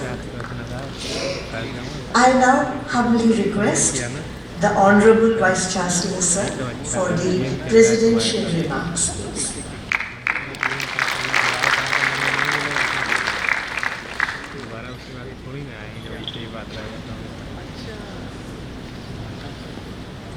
आदरणीय मंत्री ji Shri Surya Pratap Shahi, minister of agriculture, government of UP, और मेरे साथ मंच पर उपस्थित प्रोफेसर आनंद, जिनका आपने हिंदी में आज भाषण सुना। मैं उनसे पूछ रहा था कि कितने साल से आप स्टैनफोर्ड में? बोले 38 साल से हूँ।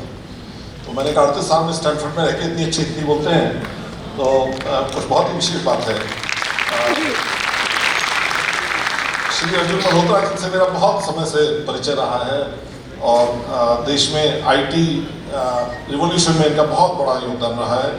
मेरे साथी प्रोफेसर दुबे और प्रोफेसर माथुर, और यहाँ पर सभी distinguished guest, ladies and gentleman, आज के इस आयोजन में बहुत ही सारगर्भित विचार हमने मंत्री जी से सुने, और बहुत ही प्रेरणादायक उन्होंने उत्तर प्रदेश की प्रगति के बारे में बताया, और देश को किस तरह से आगे जाने की इस समय स्थिति में हम लोग हैं उसके बारे में बताया। और उससे पहले प्रोफेसर आनंद और मिस्टर मल्होत्रा से इस कॉन्फ्रेंस के बारे में और व्हील्स फाउंडेशन के बारे में मालूम हुआ। व्हील्स से मेरा ताल्लुक रहा है ऑलमोस्ट जब से व्हील्स फाउंडेशन बनी। हितेंद्र बैठे हैं यहाँ पर, और जब भी मैं वाशिंगटन डीसी गया, ऐसा कभी नहीं हुआ कि दादा ने मेरे लिए कोई आयोजन नहीं किया हो, और मेरा व्हील्स से बहुत ही गहरा संबंध रहा। और जब मैं इससे पहले IIT गांधीनगर में था, तो वहाँ पर भी कॉन्फ्रेंस, बहुत बड़ी कॉन्फ्रेंस आप लोगों ने वहाँ पर की थी। तो मेरा ये बड़ा संयोग रहा कि जिन दिनों मैं यहाँ आया बनारस हिंदू विश्वविद्यालय में जिम्मेदारी लेने के लिए जनवरी के पहले हफ्ते में, तो उन्हीं दिनों ये बात हुई कि यहाँ पर ये कॉन्फ्रेंस करनी है। और fortunately Dubey ji already involve थे व्हील्स फाउंडेशन के साथ, तो ये बहुत ही अच्छा संयोग रहा। मेरा बहुत ही सौभाग्य है कि मैं इस विश्वविद्यालय में हूँ जिस समय ये इतनी बड़ी कॉन्फ्रेंस हो रही है।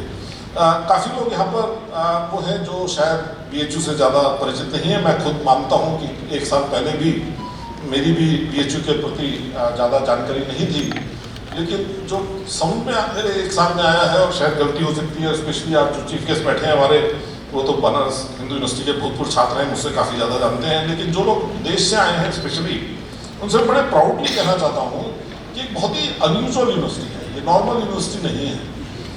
सन 1915 में जब यूनिवर्सिटी बनी थी, तो उस समय तक अंग्रेजों ने 5 यूनिवर्सिटीज बनाई थी। 1857-58 के करीब कलकत्ता, बम्बई और मद्रास में 3 यूनिवर्सिटी बनी थी, और उसके बाद इलाहाबाद और एक और यूनिवर्सिटी में भूल रहा हूँ उसमें उसकी स्थापना की गई। और उस समय जो उसकी परिकल्पना थी, ये सब यूनिवर्सिटी सिर्फ एग्जामिनेशन करती थी और डिग्री देती थी, ये क्लास नहीं पढ़ाती थी, इनमें शोध नहीं होता था, क्लास नहीं होती थी। और 1915 में जब बनारस हिंदू यूनिवर्सिटी बनी, तो ये पहली यूनिवर्सिटी थी जो एक रेजिडेंशियल यूनिवर्सिटी थी, और जो एफिलिएटिंग यूनिवर्सिटी ना होकर के एक पढ़ाने और रिसर्च करने वाली यूनिवर्सिटी थी, पहली चीज़। दूसरी चीज़, जो बाकी यूनिवर्सिटीज़ थी वो अंग्रेज़ों की फंडिंग से और अंग्रेज़ों की प्रेरणा से बनी, जबकि ये यूनिवर्सिटी एंटायरली फिलेंथ्रोपिक कंट्रीब्यूशन से बनी। आज हमारे देश में काफ़ी प्राइवेट यूनिवर्सिटी बन रही है, पिछले 20 साल में काफ़ी प्रगति हुई है, लेकिन अगर आप इस यूनिवर्सिटी की परिकल्पना, इस यूनिवर्सिटी का स्केल, इस यूनिवर्सिटी की विजन जो करीब 100 साल ज़्यादा साल पहले रही होगी, उससे आज कंपेयर करें जो आज के देश में 21वीं शताब्दी में यूनिवर्सिटी बन रही है, उसमें आपको बहुत फ़र्क नज़र आएगा। और जो सबसे बड़ी इम्पॉर्टेंट चीज़ थी वो ये थी कि एक ऐसी सोच थी उस समय इस यूनिवर्सिटी को बनाने के लिए कि ये यूनिवर्सिटी एक तरफ मॉडर्न एजुकेशन देगी, एक तरफ वो एजुकेशन देगी जो दुनिया की बेस्ट एजुकेशन है, और जिसके लिए देश को ज़रूरत है, चाहे वो एग्रीकल्चर हो, चाहे वो इंजीनियरिंग हो, चाहे वो मेडिसिन हो। लेकिन साथ साथ भारत की संस्कृति, भारत की परंपरा, भारत की ज्ञान, भारत के हिंदू रिलीजन, इस सब के बारे में भी बहुत ही मजबूत एक एकेडमिक एजेंडा होगा, बहुत ही मजबूत एकेडमिक तैयारी होगी और हमारे यहाँ से जो छात्र निकलेंगे वो एक तरफ देश की समस्याओं में जूझेंगे, एक तरफ देश के लिए काम करेंगे, लेकिन दूसरी तरफ देश की ज़मीनी हकीकत से बहुत ही गहराई के साथ जुड़े हुए होंगे। ये इस विश्वविद्यालय की परिकल्पना थी और ये इस विश्वविद्यालय का बहुत ही स्ट्रॉन्ग पॉइंट रहा, जिसकी वजह से आज से 50 साल पहले, 70 साल पहले आज भी काफ़ी लोग ऐसे मिलेंगे आपको जो कहेंगे कि 70 साल पहले या 60 साल पहले साउथ से पढ़ने के लिए बनारस में आए। देश भर में एक इस तरह की भावना थी कि अगर एक अच्छी एजुकेशन लेनी है और अगर देश की मिट्टी से जुड़े रहना है तो बनारस आपके लिए जगह होगी। अगर आप उस समय का इतिहास पढ़ें, बनारस यूनिवर्सिटी का इतिहास पढ़ें तो बहुत ही इंटरेस्टिंग ऑब्जर्वेशन ये है कि एक इलीट यूनिवर्सिटी नहीं थी। यहाँ के जो अमीर परिवारों के लिए यूनिवर्सिटी नहीं थी। यहाँ पर बहुत ही गरीब और बहुत ही रूरल टाइप के स्टूडेंट्स पढ़ते थे। इनफैक्ट एक इतिहास, यूनिवर्सिटी के इतिहास में मैंने पढ़ा कि ये चूँकि शुरू के सालों में बहुत कॉमन था कि ज़्यादातर लोग और काफ़ी लोग बिना चप्पल या बिना जूते के होते थे और ये उस समय की स्थिति थी, ये उस समय का वो था, ये इसका कैरेक्टर था। बनारस हिंदू यूनिवर्सिटी का जो नेशनल कैरेक्टर है उसको समझने के लिए इमेजिन करिए कि इस यूनिवर्सिटी के जो पहले 4 वाइस चांसलर हुए हैं उनमें से 2 साउथ इंडिया से आए थे। तो आप ये समझ लीजिए वो साउथ इंडियंस, नॉर्थ इंडिया के रहने वाले साउथ इंडियंस नहीं थे, वो साउथ इंडिया से आए थे। राधाकृष्णन जी जो बाद में प्रेसिडेंट ऑफ इंडिया बने वो थे और उससे पहले। तो इस यूनिवर्सिटी का जो पूरा एक मकसद रहा है वो बाकी यूनिवर्सिटीज़ के मकसद से बहुत फर्क रहा है। ये मेरा कहने का तात्पर्य है। यहाँ का जो बेसिक फाउंडेशन थी वो देश की समस्याओं को सॉल्व करने की थी और देश की स्थिति के प्रति संवेदना रखते हुए मॉडर्न एजुकेशन अपने छात्र छात्राओं को देने की थी। और उस सबको देखते हुए आज जब हम ये कॉन्फ्रेंस जो रूरल डेवलपमेंट के बारे में बात करते हैं, आज अगर ये पहली बार स्टैनफोर्ड से बाहर निकल के किसी जगह पर आई है और बनारस यूनिवर्सिटी में आई है तो ये बड़ा एक नेचुरल होस्ट इंस्टीट्यूशन है, एक बहुत ही नेचुरल यूनिवर्सिटी है। इस सबके लिए मैं व्हील्स फाउंडेशन और मेरे साथी जो स्टैनफोर्ड में इस कॉन्फ्रेंस के साथ एसोसिएटेड रहे हैं उन सबका बहुत बहुत धन्यवाद देना चाहूँगा। बहुत ही अच्छे वक्ता और बहुत ही अच्छे एक्सपर्ट्स यहाँ पर इकट्ठे हुए हैं और हमारे लोग उनके साथ विचार विमर्श करेंगे, ये तो नेचुरल है। लेकिन मेरा ख्याल है कि इसका जो परिणाम है, उसका जो बाई प्रोडक्ट है वो थोड़ा आगे जाना चाहिए। हमारे जो यूनिवर्सिटी के छात्र छात्राएं हैं उनमें और उनके जो हम लोग जो टीचर्स हैं, हम लोगों में एक संवेदना पैदा की जाए कि कैसे हम समस्याओं के साथ जूझें और कैसे उन समस्याओं को सॉल्व करें। थ्योरेटिकल नॉलेज से समस्याएं सॉल्व नहीं होंगी, हमको प्रॉब्लम सॉल्विंग स्किल सिखानी होगी अपने लोगों को और उसके लिए सबसे ज़रूरी है कि ये समस्याएं इम्पॉर्टेंट हैं, ये समस्याएं सुलझाने वाली हैं, इन समस्याओं को सुलझाना ही होगा। इस तरह की एक भावना पैदा करनी है, एक एस्पिरेशन पैदा करनी है, एक डिज़ायर पैदा करनी है, एक मोटिवेशन पैदा करना है। और अगर वो डिज़ायर और मोटिवेशन और एस्पिरेशन होगा तो उसके बाद उसके लिए जो टूल्स की ज़रूरत है, उसके लिए जो कॉम्पिटेंस चाहिए वो क्लासरूम में सिखाई जा सकती है, उसको अलग से बताया जा सकता है। तो मेरा सभी कॉन्फ्रेंस के ऑर्गेनाइजर्स को बहुत बहुत साधुवाद, बहुत बहुत धन्यवाद कि आपने इस कॉन्फ्रेंस को बनारस हिंदू विश्वविद्यालय में करने का विचार बनाया और सभी आयोजकों को मेरी बहुत बहुत शुभकामनाएं इस कॉन्फ्रेंस की सफलता के लिए। Thank you very much ladies and gentleman.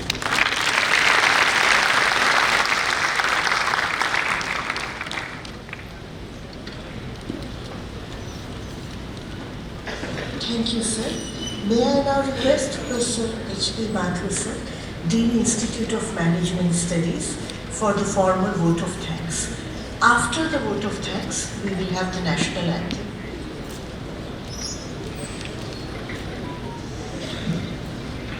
Thank you, madam.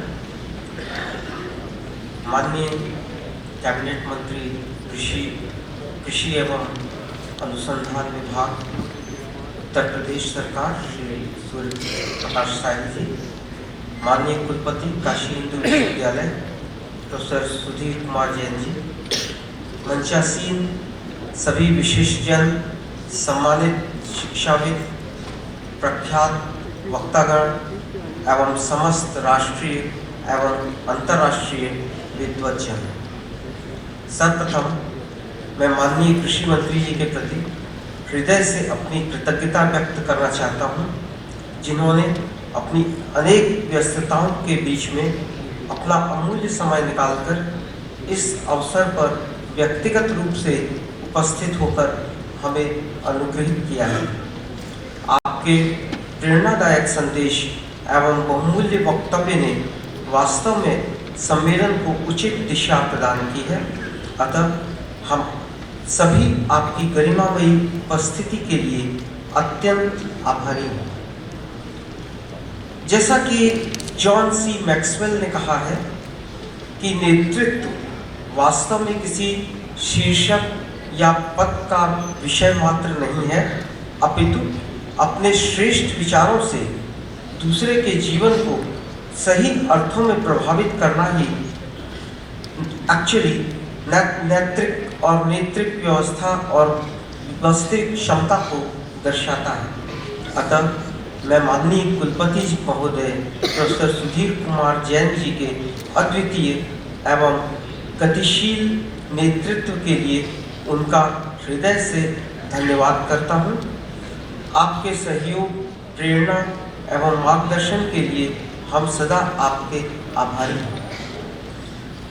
हमारे लिए भी Kanwaljeet JS Anand ji, Stanford university एवं Shri Arjun Malhotra ji, wheels global foundation की उपस्थिति अत्यंत प्रेरणादायक है।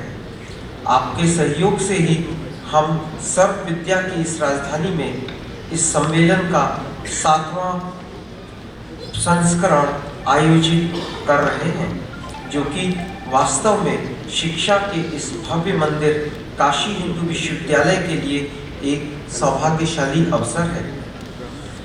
मुझे विश्वास है कि इस सम्मेलन का 7वां संस्करण उत्तर प्रदेश और विशेष रूप से पूर्वी उत्तर प्रदेश के ग्रामीण विकास में समग्र भूमिका अदा करेगा। साथ ही साथ प्रबंध शास्त्र संकाय काशी हिंदू विश्वविद्यालय के निदेशक प्रोफेसर सुजीत कुमार दुबे एवं अन्य सह आयोजकों Stanford university, Wheels global foundation, IIT alumni, science for society, CII, फीपा, फिक्की एवं आर्डू का हम लोग भरे दिल से उनका आभार व्यक्त करते हैं। आपके ही सहयोग से इस सम्मेलन का अल्प समय में आयोजन भव्य किया जा सका, जिसके माध्यम से आदर्श ग्राफ बनाने की दिशा में एक नई पहल की जा रही है। मैं इस सम्मेलन के आयोजन के लिए हमारे प्लैटिनम, डायमंड, गोल्ड, सिल्वर और ब्रॉन्ज प्रायोजकों का भी आभार प्रकट करता हूँ। विशेष रूप से इस सम्मेलन का हिस्सा बनने के लिए आमंत्रित तथा गण्यमान्य व्यक्तियों, प्रतिनिधियों, वक्ताओं एवं शिक्षाविदों को भी मैं अपना हार्दिक धन्यवाद व्यक्त करता हूँ। काशी हिंदू विश्वविद्यालय और प्रबंध शास्त्र संस्थान BHU के शिक्षकों एवं गैर शिक्षण कर्मचारियों को उनके विशेष भागीदारी और सभी कार्यों को पूरी निष्ठा से करने के लिए हार्दिक धन्यवाद देता हूँ एवं आपके द्वारा समय सीमा के परे किए गए प्रयासों एवं कार्यों की हृदय से सराहना भी करता हूँ। हम अपने सभी वॉलेंटियर, शोध छात्राओं की विशेष रूप से सराहना करते हैं, जो सम्मेलन को सफल बनाने के लिए दिन रात प्रयासरत हैं। अंततः मैं सम्मेलन के व्यापक कवरेज के लिए प्रेस और मीडिया कर्मियों के प्रति अपनी हार्दिक कृतज्ञता व्यक्त करता हूँ। इसी के साथ मैं इस सम्मेलन में प्रत्यक्ष और परोक्ष रूप से जुड़े हुए प्रत्येक व्यक्ति का आभार व्यक्त करता हूँ। धन्यवाद आप सबको बहुत बहुत।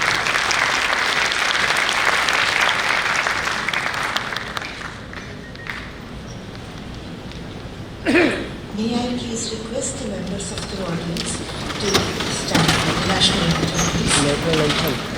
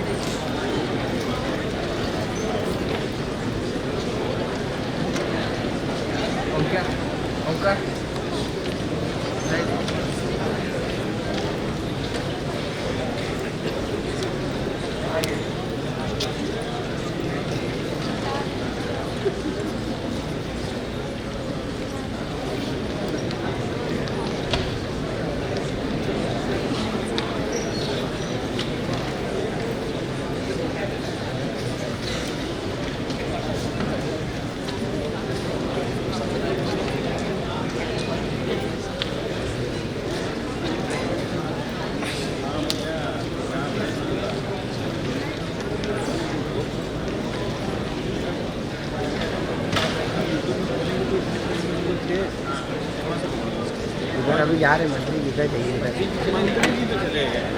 इधर घुमा देंगे हम भी क्लिप काट लेंगे उतनी क्लिप काटेंगे हम नीचे चले क्या वहाँ दिखेंगे थोड़ा दूर हो जाए दूर दूर दूर दूर दूर पे दूर पे दूर से दूर से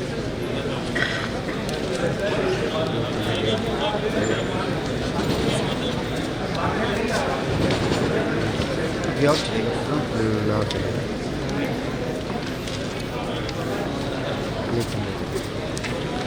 डिस्ट्रीब्यूशन भी हो गया प्राइज वाला डिस्ट्रीब्यूशन भी हो गया नहीं पता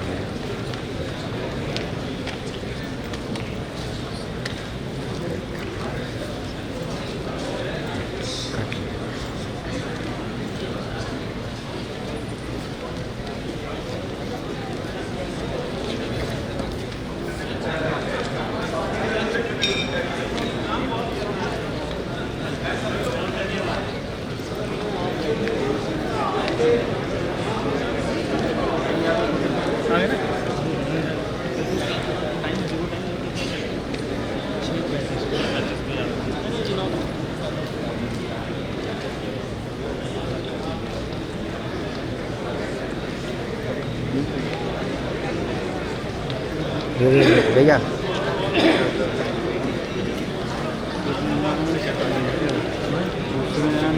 हाँ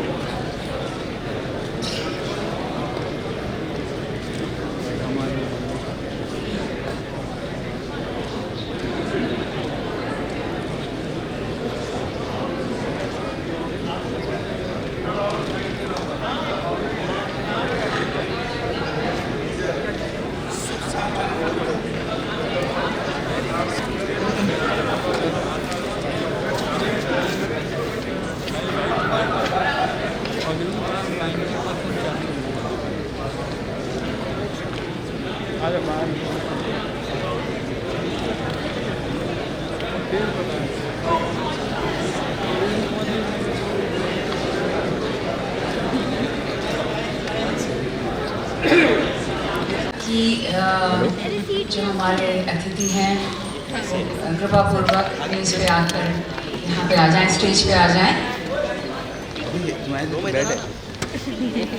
और अगर छात्रगणों से कह दिया जाए कि जलपान अब शेष हो गया है तो उसके लिए मैं आभारी रहूँगी ताकि हम लोग समय से शुरू कर सकें।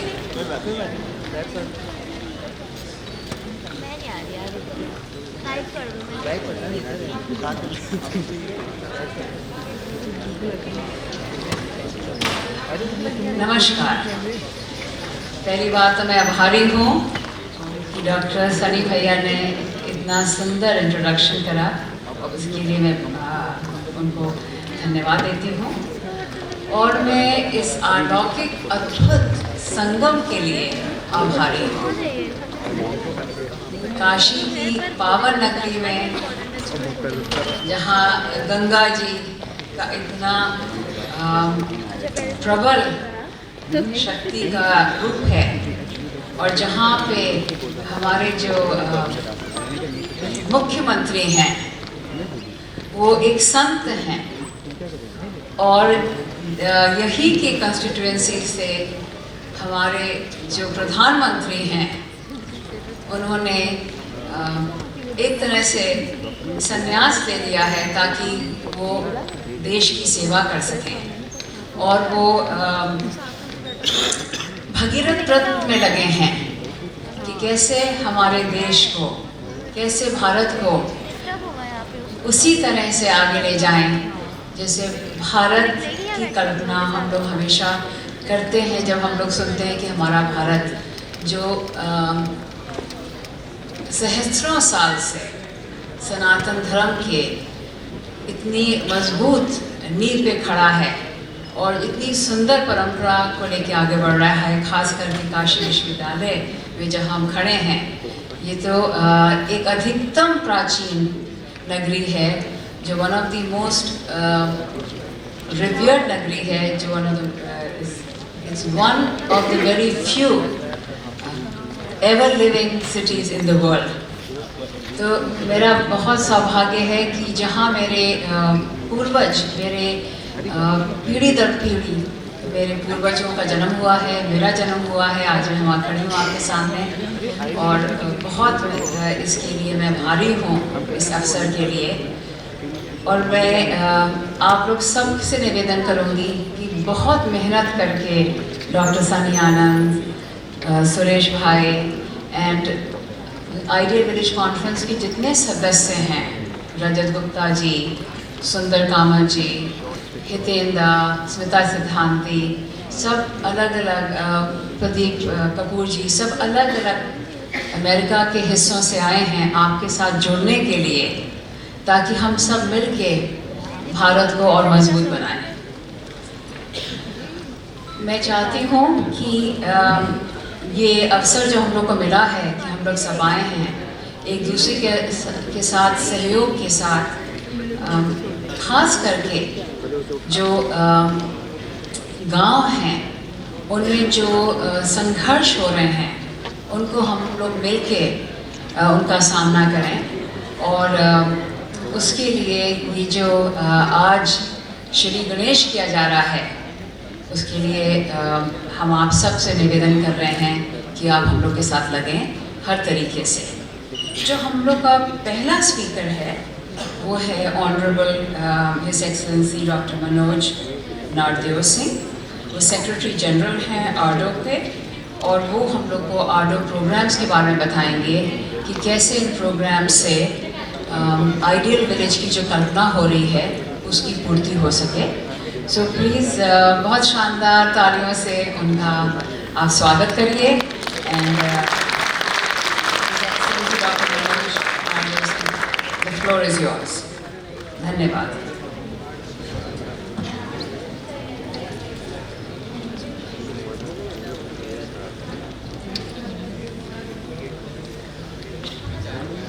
Thank you, our Honorable Dr. Nandini Tandon. I'm very sorry I will not be able to address in Hindi because I'm coming from Mauritius. I do understand Hindi. let me address you and the whole gathering in English. Excellencies, my colleagues and all those co-panelists, all protocols respected, a very good evening to you all. As Secretary General of IndUS is African Asian Rural Development Organization, representing 32 governments from the two continents of Africa and Asia. It is an immense pleasure for me to solemnly greet such a rich parterre of dedicated professionals and a galaxy of stakeholders, well-wishers, and fervent supporters of the noble cause of rural development while participating in the 7th Ideal Village Conference being organized in this very holy and ancient city of Varanasi at the prestigious and world-renowned Banaras IM-BHU. I am well beyond thankful and appreciative to the main organizers and supporters of this annual Ideal Village Conference, which started since 2016 at Stanford University, for continuously providing such international platform for collaboration, for benchmarking, and for a holistic approach to improve rural lives. IndUS is very proud to be one of the partners, and prior to giving you a synopsis of my organization in the field of rural development across Africa and Asia, I have unfortunately to underscore that it is very aberrant and very alarming that the recent World Bank report titled Poverty and Shared Prosperity 2022, Correcting Courses, has unfortunately underlined that the global goal of ending poverty, ending extreme poverty by 2030 would not be achieved.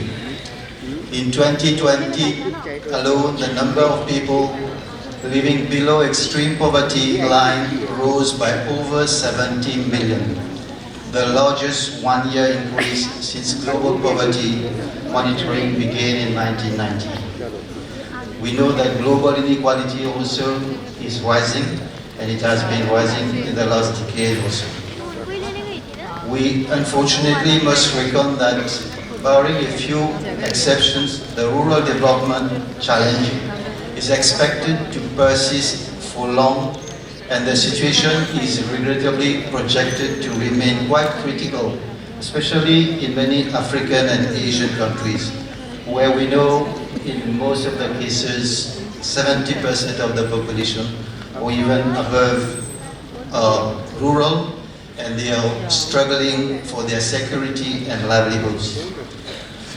We therefore have to step up this type of cooperation, global cooperation, and inputs from everybody.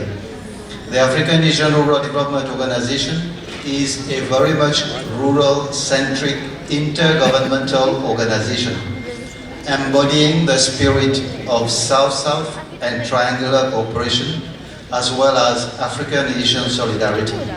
It is a vibrant platform for policy advocacy, high-end capacity building programs, and dedicated research. Our flagship free HRD programs, ranging from short-term courses to master degree programs, are being run in over 30 different centers of excellence in 12 different countries, where we cover practically some 70 domains pertinent to rural development. Ladies and gentlemen, my dear friends and colleagues, against the backdrop of the global pandemic, immense challenges such as water, health, energy, and livelihood, which is wheels, and also I will add paucity of qualified technicians and researchers, especially when I'm talking about Africa and Asia, and other serious menaces facing our rural community. We are trying in order to champion and advocate more science to rural areas. Besides transferring knowledge, which we have been doing since more than 60 years now, we want to transfer know-how. We are now targeting also the transfer of affordable technologies to member countries. IndUS is very confidently pursuing building of capacities while devising effective strategies toward creating synergy between science and technology. It is because we see that science and technology can bring, if not full, at least partial solution for all the contemporary and impending challenges. In IndUS, we've already built up an ecosystem where we are sharing policies and programs from all our member countries and obviously from other friendly countries. Moreover, we have got a compendium of, we call that a basket of technology, which is under the caption ATM, Affordable Technology Menu. And on behalf of IndUS, I will invite all of you, especially the students around here, to visit the website, and all institutions having valid technology for enhancement of life of people in rural communities to partner with us and to see how we can better transfer those technologies to those really in need of it. As I said, we are already now 60 years old as an organization. We are now remaining very focused with SDGs. Just as WHEELS also, we have got a very specific SDGs we are focusing on. And we have recently had a very detailed strategic framework, which purposely is coterminous with the 2030 SDGs. Where again, the mission we have saddled ourselves is techno-empowerment of rural people. Because we are also that mission of heralding rural transformation and prosperity in our continents where we are focusing, Africa and Asia. We've got a series of models, very successful models, ranging from village development, which have been able to empower youngsters and empower women. We are now leveraging on the best institutions. We've connected to institutions abroad, and many of the institutions, IITs in India, we have got MOUs where we are supporting our participants from Africa and Asia to undergo master degree programs. We hope with this type of partnership we will be able to give more assistance to our member countries so that they achieve in their turn their UN SDGs, and for Africa, the African Union plan for 2063. Our very presence in this forum is to connect again to a larger forum, to like-minded institutions, so that we better deliver the mission we are on. Our dear member countries, both in Africa and Asia, are looking towards India and other countries, obviously, for technologies and for solutions. We do understand that India will be having the presidency of G20. Would like to seize that opportunity to make sure that, as our good friend from Wales has been saying, even the minister also was highlighting on that, we have to move with that mission of Vasudhaiva Kutumbakam. The oneness is already there. India has been doing remarkable progress. I will cite only a few: in digital finance, in social inclusion, in governance, in inclusive growth, technology application, change management, corporate leadership, even with startups, you are doing very good in that. So all these programs can easily be emulated through our institutions. We'll invite more connections and more collaboration in that. We do have to bear always in mind that the year 2022 was expected to be perceived as a year of hope, but unfortunately it is not like that. There are economic outlook predictions have been very gloomy. We've got higher than expected inflation, and this applies to most of our countries in Africa and Asia. we are now having spillovers effects from, I would say, conflicts and wars, and all these are causing troubles in Africa and Asia. Deliberations and implementation of Ideal Village are highly commendable. In this context, the efforts by the organizer, by my very good friends and very good collaborators, are very, very much laudable, and I will commend all these findings of this conference to our different 32 governments we are having in Africa. Let me wish this conference full success and all participants to be able to share so that we can have a better world and better rural communities, not only in Africa and Asia, but in other parts of the world where they are waiting for our inputs for technology to take them further. Thank you very much.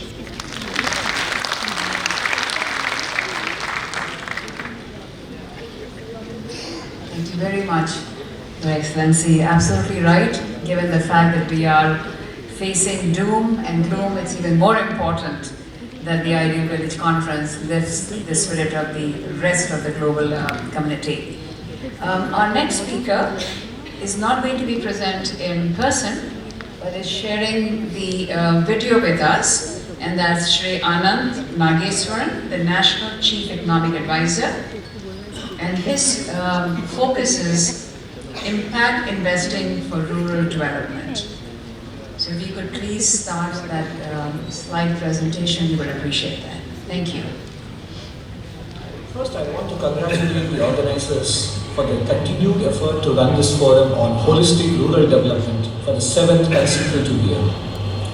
I was told that the previous 6 conferences held deliberations with more than 2,400 participants across 34 countries and 80 organizations. I am pleased to know that growth is discussed in the context of sustainability and inclusivity, and even more pleased to hear the effort of the team to bring together participants across the globe to share their stories and inspire each other to uplift villages and rural livelihoods. I feel growth challenges in the villages cannot be solved through a cookie-cutter approach to how development in the urban areas is being carried out. The last few years have been tough on economies globally due to the pandemic, and the approach to combat the consequences varied across countries and within countries across rural and urban areas, as it should be. The pandemic has taught us to be self-reliant. Of course, it is also an opportunity to reimagine the very model of development. Satiation may be the route to sustainable and happy living. The government, on its part, realizes the importance of making villages self-reliant.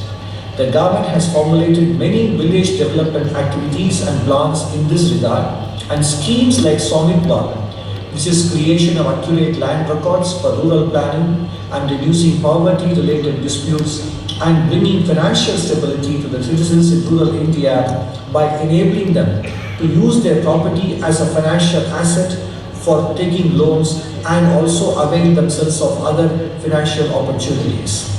Nutrition Smart Village, promoting nutritional awareness, education and behavioral change in rural areas involving farm women and school children.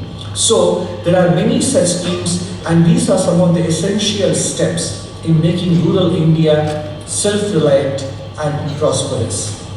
I request the organizers to make sure that their deliberations do take into consideration government schemes as well, and also encourage a constant dialogue between civil society participants and the government, such that the synergistic benefits of private and public sector interventions for rural development are realized. I convey my best wishes for the grand success of this international event. Thank you. Excellent. It's wonderful to have his participation, even though it's through the ether. We would like to next invite Dr. Kanwaljeet Anand, who is no stranger to any of us. He has been carrying the beacon of hope for the Ideal Village Conference He has been the magnet that has pulled all of us together, and we are convinced that while he's saving the life of children at Stanford University, there are more than one Dr. Anands running around, because it's not possible for one person to do as much he does. But we know that the real source of his inspiration comes from his wife, my darling Bhabi Iti, so I want to make a plug for her also. Professor, please. Thank you very much, Nandini. Could you project my slides, please? So,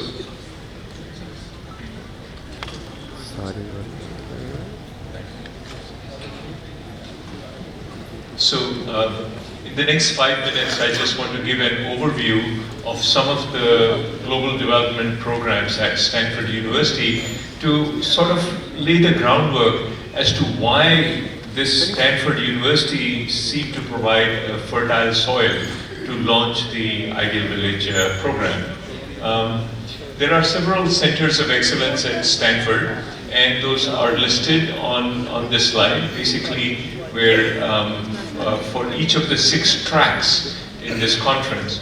So for healthcare and nutrition, we have in the medical school a center for innovation in global health. There's also a center for global and planetary health and how those are linked together. For water and sanitation, we have a program on water, health and development, and then also a center on poverty and inequality. For agriculture and farming, we have a couple of centers on food security and the environment. There's a center for the rural West. On education and skill development, we have the Stanford Graduate School of Education, where a lot of innovation is happening for education all the way from preschool until adult programs. And also there's for energy and environment, there's the Stanford Woods Institute for the Environment and the Precourt Institute for Energy. And then for livelihoods and sustainability, we have the Stanford Center on Poverty and Inequality, the CEPR, which is the Stanford Institute for Policy, Economic Policy Research, and the SEED Institute at the Business School. So first of all, I'll just talk about some of these centers that are associated with holistic rural development. The first of them was the Stanford King Center for Global Development, and then there was the Stanford Hash Center for Public Service, the Freeman Spogli Institute for International Studies, and most recently, the Stanford Door School of Sustainability was launched just earlier this year. In sequence, this is the Stanford King Center for Global Development. Basically, it's a university-wide research center working to help improve the lives of people living in poverty across the world. And they have several research, teaching, and implementation programs that are going on through this center, through a joint venture between CEPR and the SEED Institute at Stanford. Moving on to the Stanford Hash Center for Public Service. Basically, it's a center that inspires the students and faculty to develop, an association with serving those who are less fortunate than us. And it's through the Stanford's Cardinal Service Program, Principles of Ethical and Effective Service, Pathways of Public Service and Civic Engagement, and of course, diversity, equity, and inclusion is very important. Next, we have the Freeman Spogli Institute. I'm affiliated faculty at this institute, and it's the hub for non-partisan, interdisciplinary research, just to provide a policy impact in international affairs, and to produce world-class scholarship and prepare future leaders from Stanford University. And then lastly is the Stanford Door School of Sustainability, which was just founded earlier this year. It still has not launched its programs yet, but we have a new dean that was appointed. His dean is Dr. Arun Mazumdar, who was the previous director of the Freeport Institute of Energy. So based on all of these centers of excellence, we felt that Stanford University would be a fertile ground to plant the seed for the Ideal Village Conference, and that's how it started back in 2016. So I'll stop at this point and hope we can continue to discuss this as we move forward. Thank you.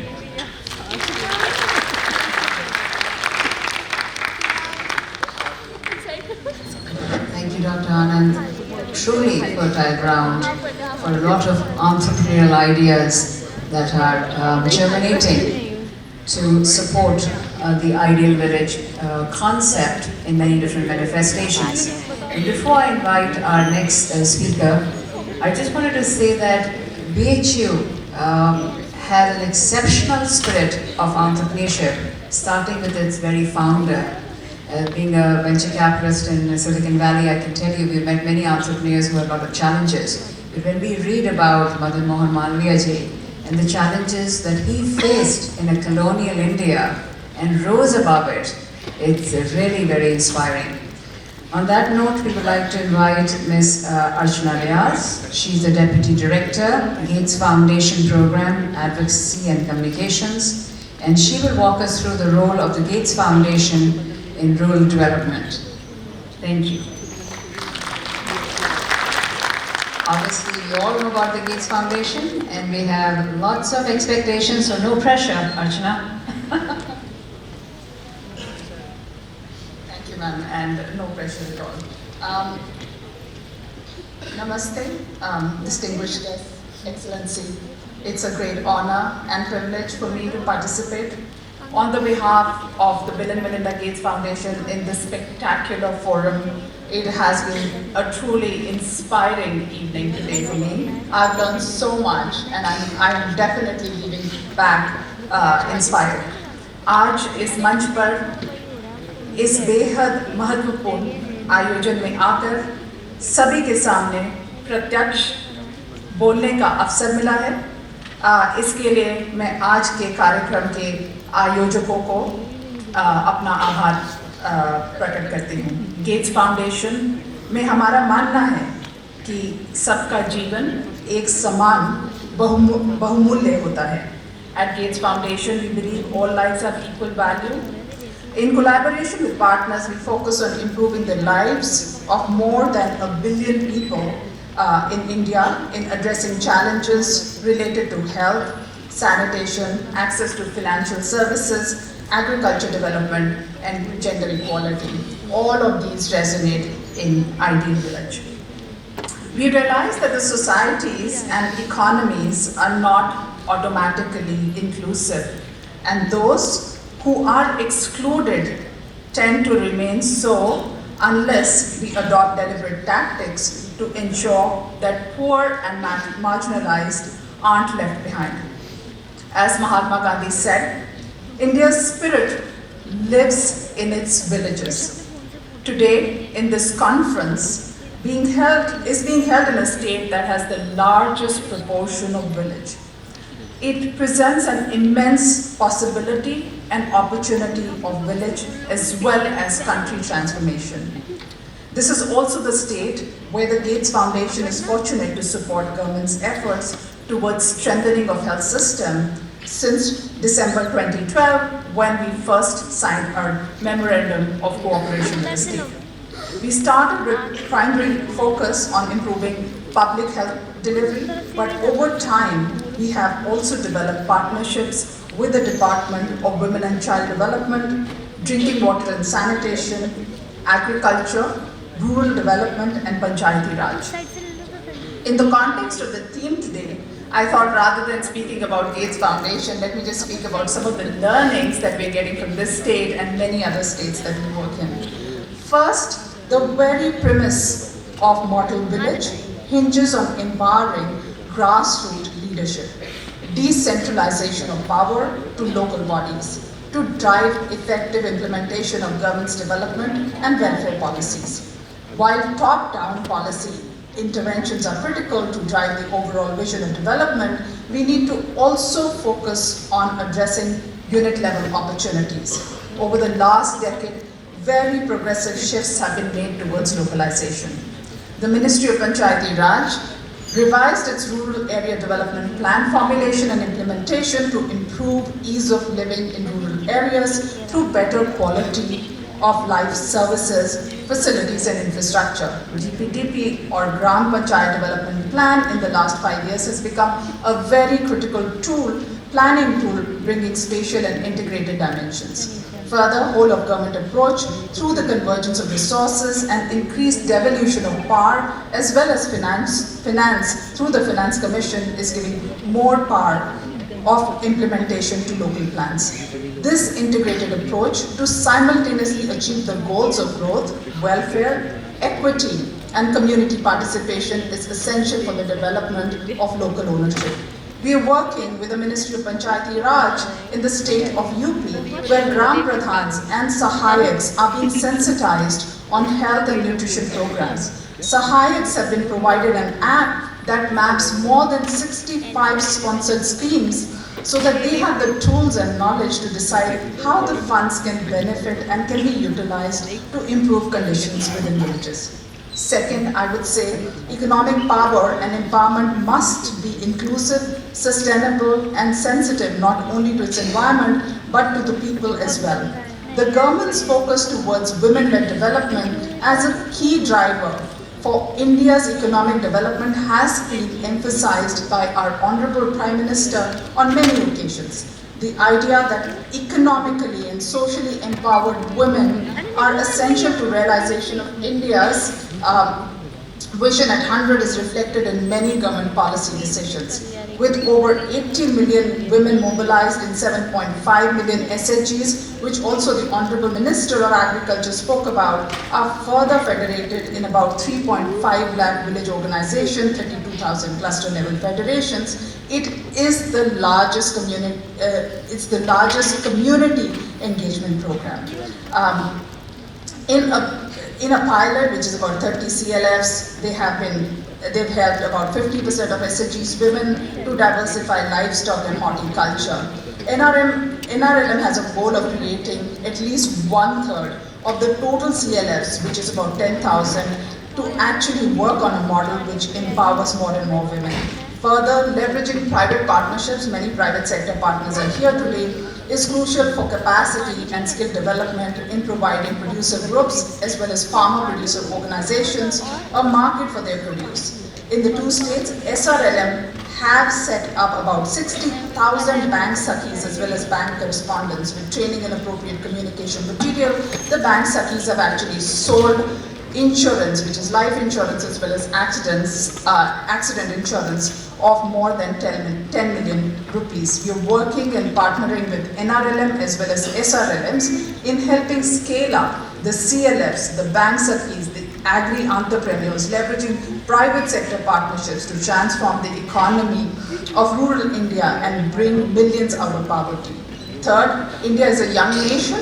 About 40%, more than 40% of our population is under the age of 18, and most of them actually reside in rural India. It is thrilling, absolutely thrilling to imagine how prosperous the future of India can be if we can tap into the talent of these young people. And to do that, we must prioritize health, nutrition, and education of every single Indian so that they can maximize, and this is what the economists call actually maximize on India's human capital. Through our work, we have learned that health and nutrition for rich as well as poor are the linchpin to the positive change that we'd like to see in our society. We are supporting many programs in UP. We are working with the government in terms of making sure that there is trained staff, medical staff, as well as trained nurses, which the Honorable CM is very passionate about. He is actually very passionate about nurse mentoring. He also has a school that we support. We're also supporting the development of digital health architecture, which is aligned with Ayushman Bharat Digital Mission. We're also providing technical assistance to the Ayushman Bharat Health and Wellness Center, which Honorable Minister spoke about in the afternoon, to strengthen the delivery of integrated preventive and curative health services.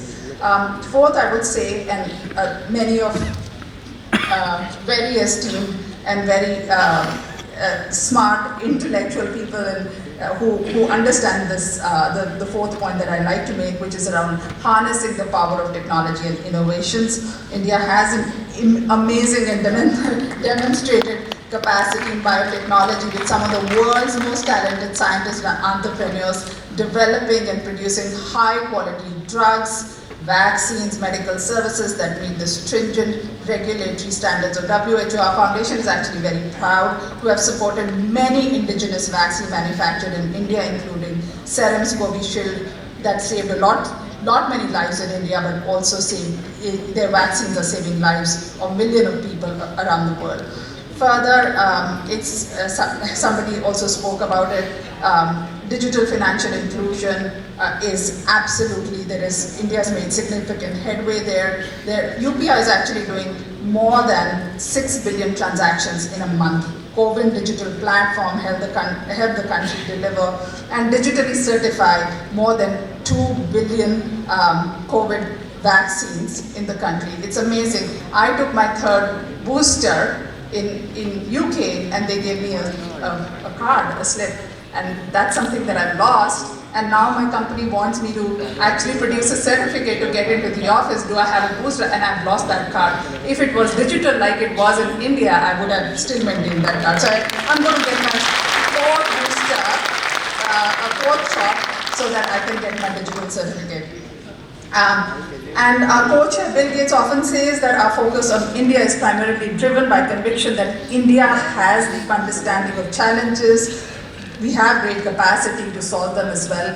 India stands as a powerful example of how embracing a culture of innovation across sectors such as IT, R&D and finance can accelerate progress. And I think that's something that we must continue on to harness the intellectual firepower in science, research, as well as digital technology to unlock the potential of large youth population to deliver novel solutions as well as products which have significant impact on health and poverty reduction. Fifth and my last point is highlighting the power of partnerships and collaborations that our foundation really, we benefit from it a lot. A successful partnership for us is one that can accelerate progress as well as it does it sustainably. It is inspiring for me to be with colleagues from private sector, public sector, research, academia, philanthropy here today. They're coming forward to contribute their time, intellect, money to make a difference in the country to people's life, which is truly, truly inspiring. I'm thanking you for the opportunity to make small contribution in this effort. We strongly stand with you. We stand committed to help build sustained effort in pursuit of new India. And hopefully with the ideal village, it will be new India, which offers opportunities to every citizen to live healthy, productive life, which is our mission, and they can achieve their full potential. So on behalf of Bill and Melinda Gates Foundation, thank you so much. I really express my gratitude for this opportunity.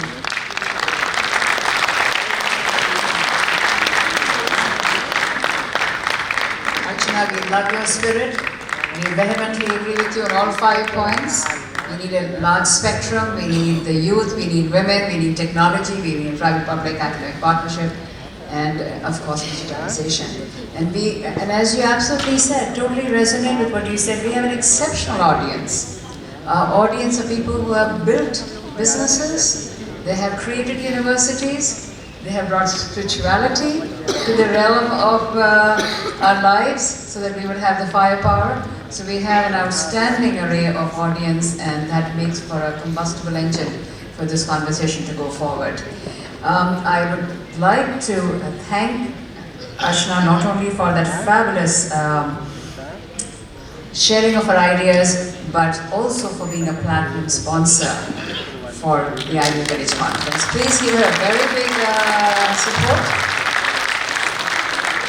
In our industry, we say cash is king. And thank you, Archana, for being that sponsor. We appreciate that.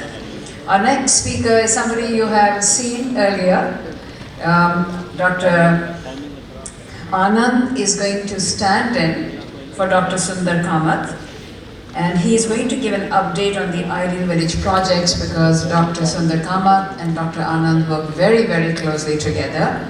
I would be amiss if I did not say that Dr. Sundar Kamath is not here this evening with us. He's saving his energy to be with us tomorrow because he has worked so hard that he needs a big round of applause.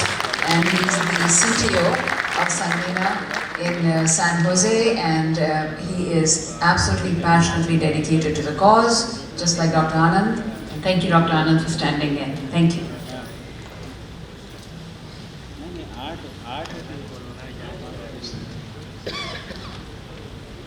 So, if you could put up Dr. Kamath's slides. Thank you. So, Sundar and I have been working on these Ideal Village conferences, and this is a little background to the Ideal Village concept. It was born out of the realization that 2/3 of the world's population lives in rural areas, and they don't have access to clean water and healthcare, nutrition, energy, education, livelihoods, and sanitation. So what the Ideal Village wants to do is, in a holistic and sustainable manner, to fulfill all of these essential needs by promoting collaboration amongst all the organizations who have an impact on village life, so that there are NGOs, corporates, government agencies, and universities, etc., the media and the foundations and so on. This Ideal Village concept is built on 3 pillars. One is collaboration, because no one can do it on their own. Not the Wheels Global Foundation, not the Ideal Village Project, not the government. No one entity can do everything on their own. Even if you consider the simplest task, it takes a village. It takes a team to be able to carry out any kind of upliftment program. And so we want to include our local leaders. The village people are the experts on what is needed and what works and what doesn't work. In addition to NGOs, corporates, foundations, and other agencies. The other thing is that it's a holistic approach.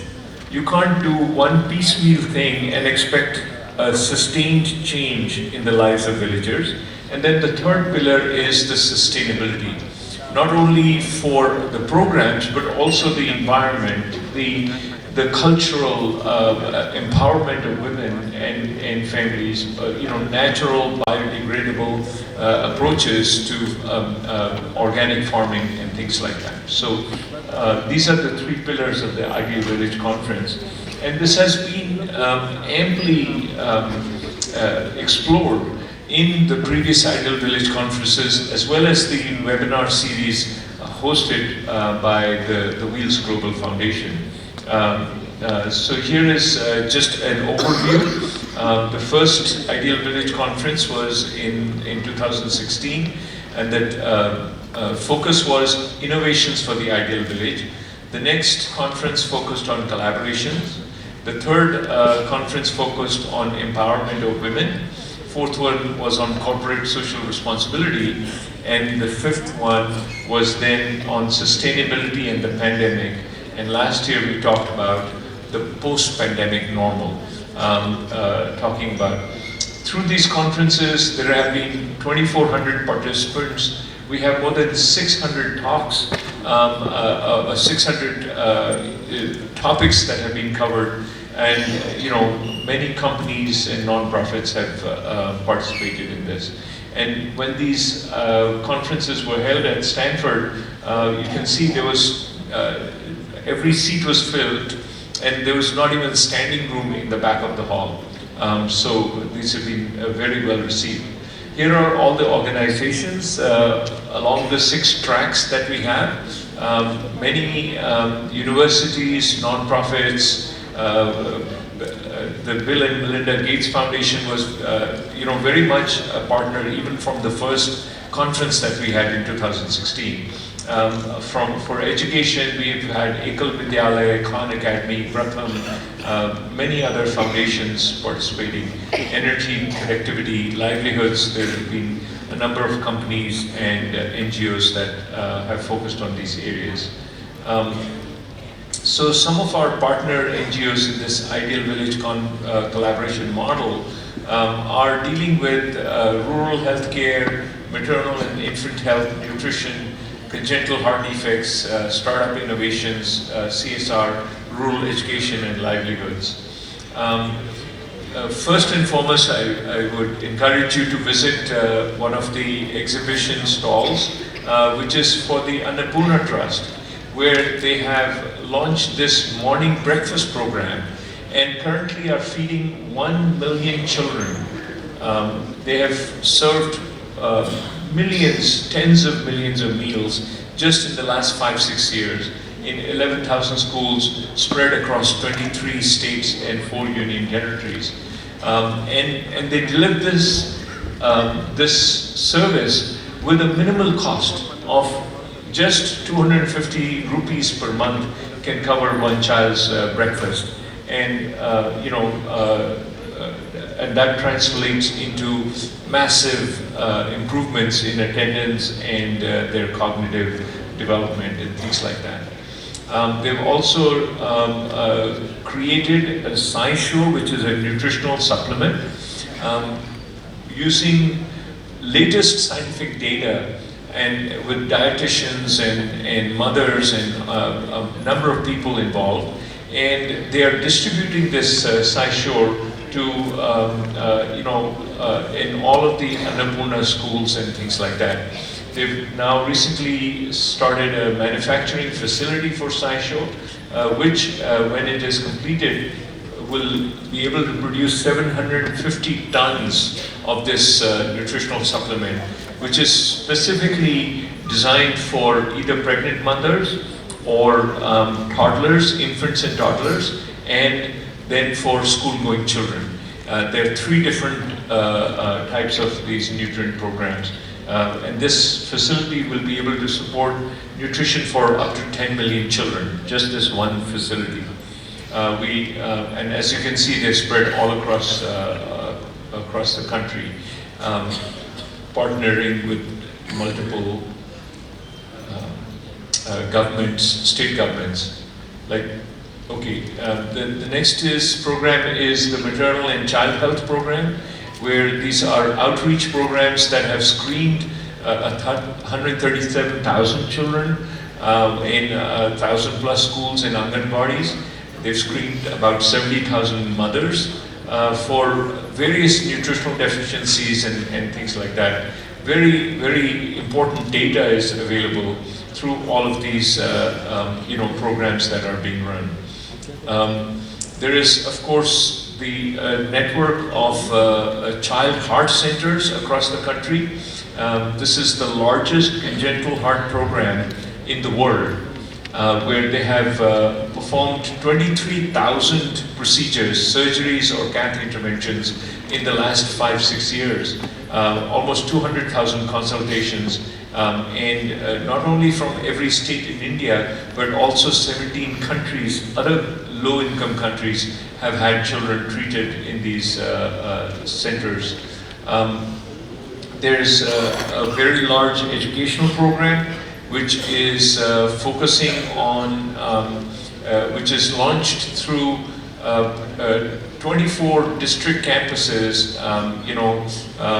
16 of them are for boys and 8 campuses are for girls. And they provide a holistic values-based education for these children, and all of these children are given completely free of cost education, right from primary school until postgraduate, completely free of cost. So this residential education is costs about 2,500 a month, which is not only the tuition, but also housing, boarding, all the other supplies, clothes, and things like that. And this is being run based on philanthropy. These are photographs of some of the campuses. Because it's free education, it doesn't mean that the campuses are not well developed. They're extremely well developed, have beautiful, picturesque buildings and good facilities with computers and all of those accesses. We are also building the world's first completely free of cost rural medical college in the village of Mutenahalli, which is an ideal village. So it is seen that 96% of the children who go into medical school in India come from urban areas. So why would any of those doctors want to go back to a village and practice? They don't, they have no connection with rural India, and this medical school will provide completely free of cost education, housing, boarding, books, everything free of cost, and it is currently being built. There's already the Sarla Memorial Hospital has come up, and the Rajeshwari Academic Medical Block is coming up. It will be launched, it will be inaugurated in January, and from July next year we will have the first batch of MBBS students admitted. The requirement is every student must be from a rural area. So it will admit 100, train 100 students in medicine, all from impoverished families in rural areas.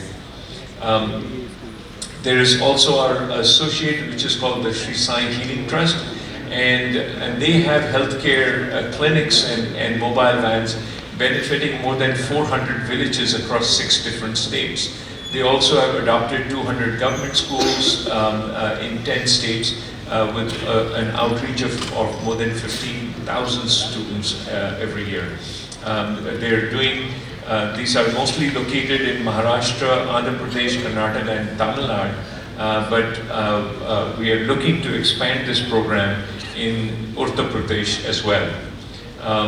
And you know, the ideal village is not a one-shot kind of thing. You can adopt a village, but it takes a few years to get them up to becoming an ideal village. And because we have done this so many times, we have divided these phases of development into a phase 1, 2, and 3. And slowly we are developing these clusters of villages that are ideal village. And one model is Channapura in Karnataka, where all of the components of the ideal village have been manifested through this trust. So as we are launching these and discussing these programs, here is just a guideline of how the cycle of positive change can happen in every village, where it starts with robust data collection and analysis, then outcome-driven planning, inclusivity of all the marginalized groups, collaboration with village leaderships, alliances and associations, and then consistency in implementation.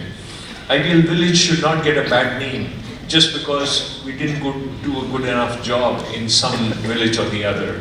And then smart allocation of funds and resources, monitoring, evaluation, which goes back to data collection. So this is the cycle with which we would like to promote the ideal village concept in multiple other areas. Thank you very much.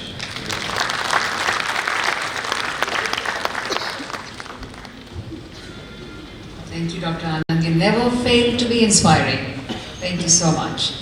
And just looking at these beautiful colleges, you feel like going back to school, which I never thought I would like to do. But it's how beautifully they have been constructed. Our next speaker is Mr. Suresh Shenoy, who is an Indian-American engineer, a senior business executive. He was the program chair for Pan IIT.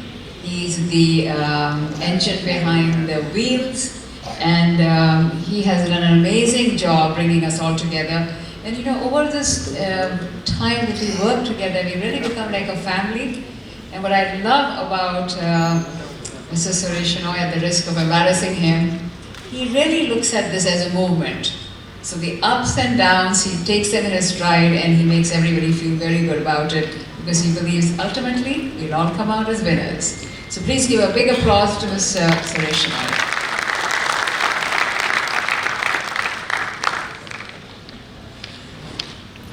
Thank you for that very generous introduction, Nandini. When she says she is part of family, it worries me because I will have to take her shopping for Banarasi saris also. But yeah, I'll be happy to do that. Well, thank you very much. Let me start out by expressing my deep sense of gratitude for Dr. Sudhir Jain, who has been a mentor, a partner, a friend, all the way from the days when he was at IIT Gandhinagar, and also for giving us the time and energy of Dr. Sujit Dubey. So let's give him a big round of applause. And his entire team here at Banaras University, where the arrangements and the beautiful environment that they have provided us should come not only as an inspiration, but as a model for what Dr. Jain described as something that started out as a venture to educate India's poor and rural population. And look where it is today. So it is very encouraging, very inspiring. So thank you very much. So you heard earlier today from our chairman, Arjun Malhotra, and from others on the dais here about what this conference is all about, what WHEELS is all about, and how Dr. Abdul Kalam challenged us as graduates of the Indian Institutes of Technology to help solve the big problems. And he also sort of quickly described that WHEELS is an acronym for the 6 areas that we thought that pose the greatest problem for not only India but perhaps the rest of the world. Not only for the communities that nurtured us, but even the communities that have adopted us and that we have adopted. So these are not problems that are unique to India alone.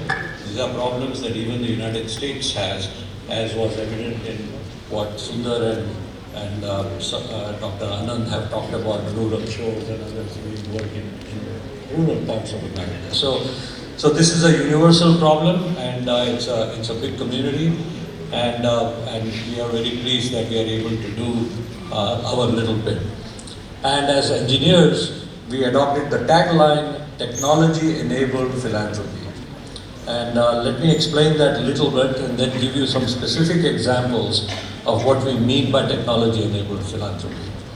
There are at least 3,000 plus NGOs that are doing phenomenal work everywhere, in India, United States, Africa, elsewhere. But I call them hero work. That is, there's 1 or 2 individuals who are doing incredible work at the ground level. But that does not solve the problem of the 900 million people who live in villages. And when you think about it, those 900 people are more than the population of United States, Europe combined. And these are people who live in rural areas. And in order to scale the work, we have to seek technology solutions that are replicable and that can be adopted across nations. So that is our goal. And where solutions don't exist, we hope to inspire people to fund and sponsor research and development. And so I'm going to start giving you a few examples, and I'm going to name a few individuals who are part of our team, because as others have said here, no man is an island. People who you see sitting out here, we stand tall on the shoulders of people who are actually in the field doing things. So I'm going to name a few people from our organization and elsewhere who are really helping to make this happen. And many of them are here with us. And I'm saying this with a purpose so that you will seek them out and talk to them and learn more about what they are doing. And that is the reason for this start of this movement. And I'll come to that as well. So first and foremost, let me give you an example of the inspiration. Okay, when we talked about solving a problem in water, a gentleman in the US, Mr. Chirag Patel, and his Nishwarth Foundation came to us and said, we want clean water and we also want to do research on child and mother healthcare. And the first thing we did was we started a joint venture called the WHEELS India Nishwarth Foundation. And the gentleman who runs it, Paresh Vora, is here with us. He's an IIT alumnus. He's based in, and thanks to Dr. Sudhir Jain, we have a WIN Foundation office on the campus in IIT Gandhinagar. And through his efforts, There are some brilliant solutions that are being developed at IIT Bombay, IIT Kharagpur, IIT Gandhinagar through research programs. Before I came here, I spoke to some gentlemen from the American Hotel Owners Association, and when they learned what we are doing, and they want to work with us now, when I go back, we have some meetings set up with them to do something similar to what we have done with the WIN Foundation. So that's an example of what I would call inspired leadership, if you will. They listen to us, they come to us, and they work together with us to develop solutions. Let me give you some more examples. So in the water area, thanks to the research, they have come up with technologies like nanopore technology-based filtration of water to produce water at a very, very cheap price, very easily. And you will see some of this in the stalls that we have in the back. WIN Foundation has one, Wheels will have a stall, etc. Now, similarly, under the leadership of our own director, Ms. Gauri Kumar, I think she's here somewhere, I saw her walking in, and Mr. Yogesh Andle, who is also on the board of Wheels Global Foundation, they adopted a project in Himachal Pradesh for water, for source water management. And they used technologies like global positioning systems, GPS systems, and global spatial data, etc., to see how glacial melt and water runoff is being diverted from the aquifers. And in order to replenish the aquifers, what they had to do, they had to re-engineer the way in which water was flowing and replenish the aquifers for a fraction of the cost that the local ministry was looking to solve the problem with pipes and other products.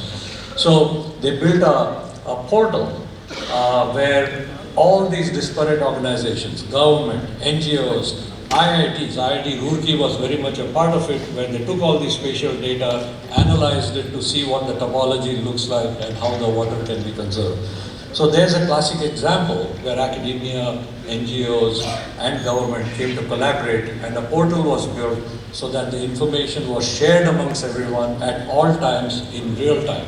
So that portal is now available. So if you stop by our stall, you will get a link to it, and it will also be discussed in the water track, I believe it's tomorrow.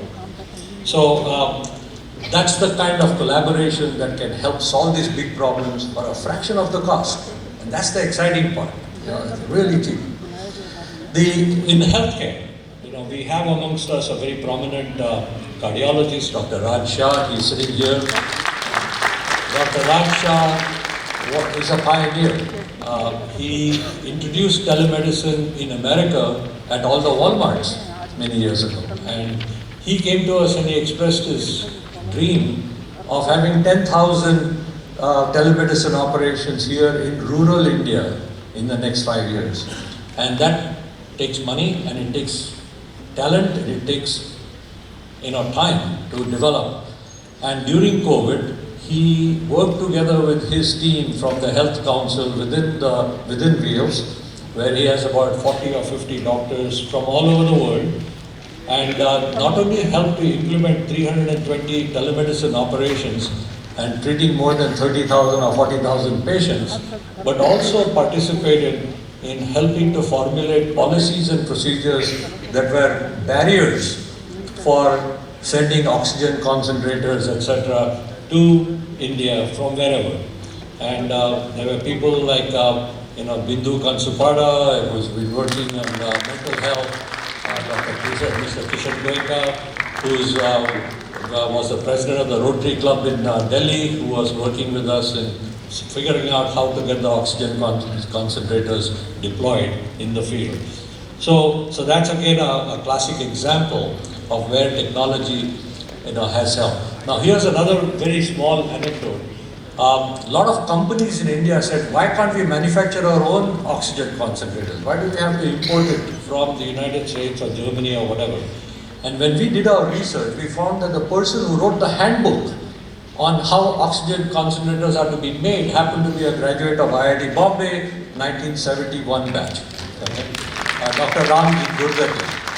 And we contacted him, and within 24 hours, the entire handbook on how to manufacture these very delicate devices so that the oxygen doesn't explode when it goes in, went viral, and there were at least 3 or 4 IIT alumni in Bombay and Pune who decided to manufacture these locally and deploy them.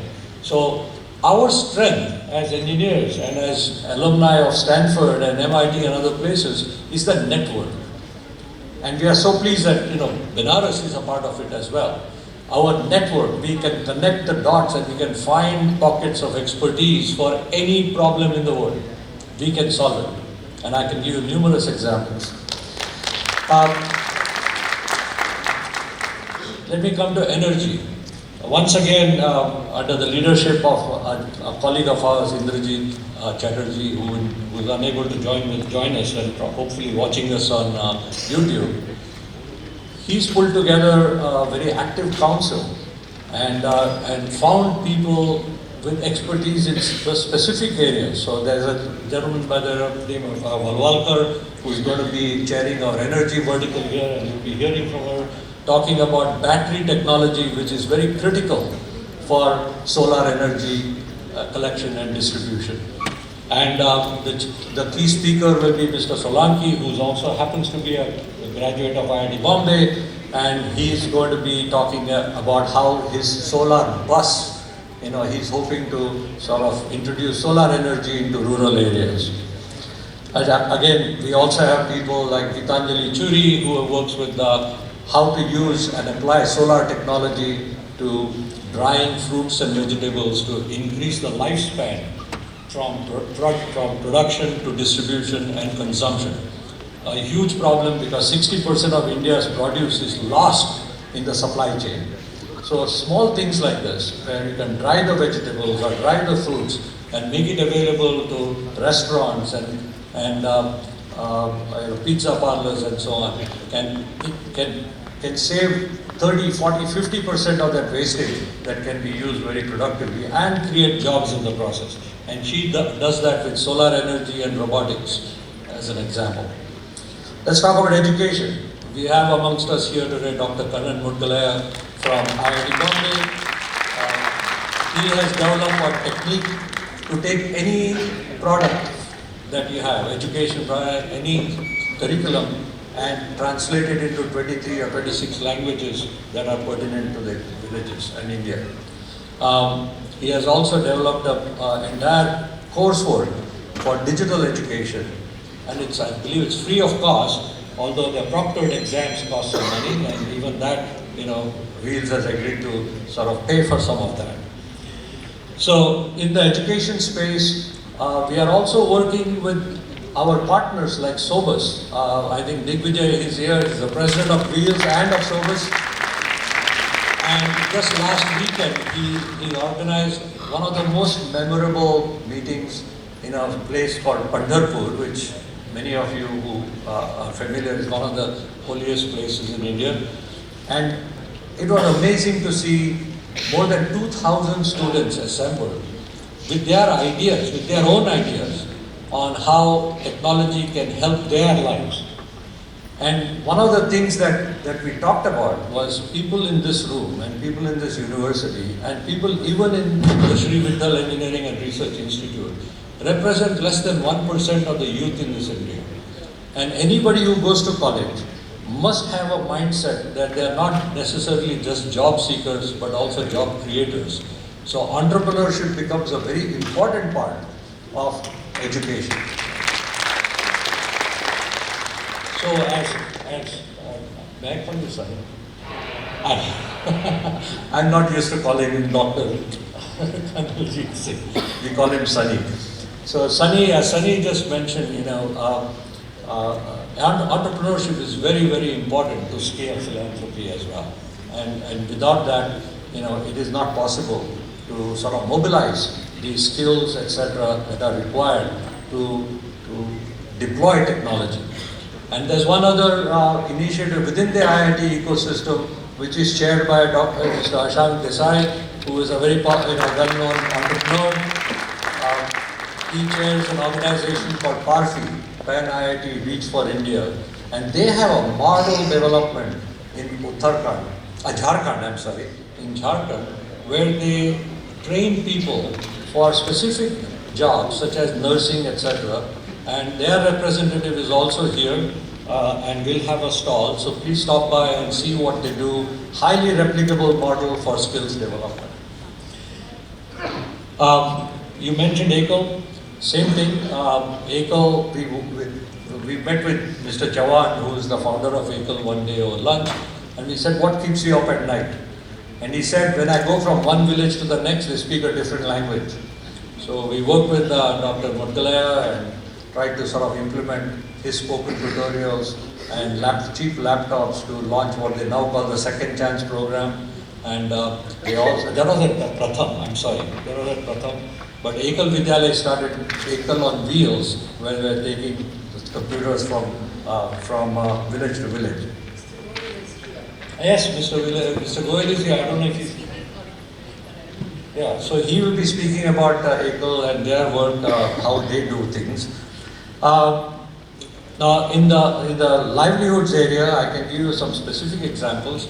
We sent 60 students from IIT Bombay and 60 students from IIT Gandhinagar to the Aravalli district, where we, under the leadership of Ambassador Pratap Kapoor and Mr. Yogesh Shandle, we are running, and Smita Siddhanti, we are running this program where we are looking at clusters of villages, very similar to what Sunny described in the Ideal Village program. And SMART is actually an acronym for first looking at the strengths of a place. We want to see what are the skills already available in that village. So we actually sent some of their folks from the Panchayat to Vibaji's program in Varda at Magan Sangrale, and she's the founder of Magan Sangrale, which was inspired by Mahatma Gandhi. And these folks from the Panchayat came back with some significant ideas. And the 60 students, 120 students that were sent, they came back with 35 different business ideas. And we actually funded 2 of them, which have gone on to do very well. And one of them is being mentored by Amo. And I think Dr. Sodhi is going to be here talking about how this kind of entrepreneurship for dairy farms in villages can. Amul, as you may know, has 70,000 villages that they source their milk products from. Classic examples where technology can help to scale. And also one other example that I think they will also be here, the Rural Development Trust in Anantapur in Andhra Pradesh. We worked on a project with them where these women used to travel 12 kilometers every day to pick up chenchu leaves, and they would make these patra, chenchu leaf plates and saucers. Okay,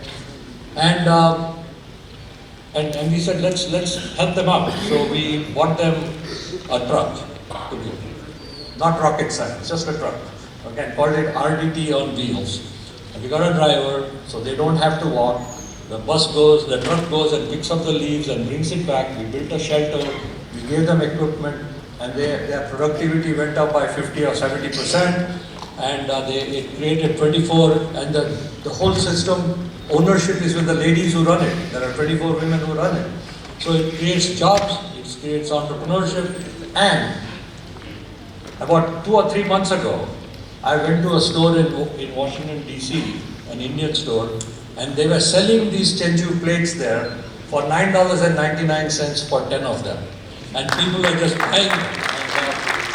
And I said, what better story is there where a village, a tribal area like Chenju in Andhra Pradesh finds an export market for their work. So that's an example of our livelihoods. We are doing the same thing in Aravalli. We are working with Vivaji's organization to manufacture turmeric powder, ginger powder, and harvesting honey from forest bees without killing them. Also with the help of collaborating with IEEE. So one of the things that is a common refrain that you will hear here is collaboration. I think that is a very key word. And my colleague and our chairman Rajat Gupta, for personal health reasons, could not attend. So he asked me to just say a few words about what he was going to say. Hiten is going to, and my colleague Hiten Ghosh, who is the President Emeritus, is going to be speaking briefly after me, but I'm just going to give that one sentence that Rajat wanted me to talk about. And that is, when Madan Mohan Malviya, started Banaras University, he did that with the idea of the notion of Swadesh. That was the key thing, that made in India kind of a thing, that everything has to be from here. And we are back in that circle, if you will, to start this movement at Banaras, where collaboration between industry, we have people from, representatives from CII, FICCI, and we've been talking to other chambers of commerce, NGOs, academia. We've got 6 IIT directors or deans here to talk about how technology can go from academia to industry to rural areas. So they are all going to be here. We have tracks. They are all speaking in different tracks. So we encourage you to please participate and join this movement. No other place is better than Banaras to start a movement where we have 25 years before India turns 100. So what is Indian rural India going to look like in 25 years? And each one of us can play a role in it by making this a movement where we give our time, talent and treasure, tan, man or dhan, to make it all work together. So thank you very much for coming, and I hope we can all work together.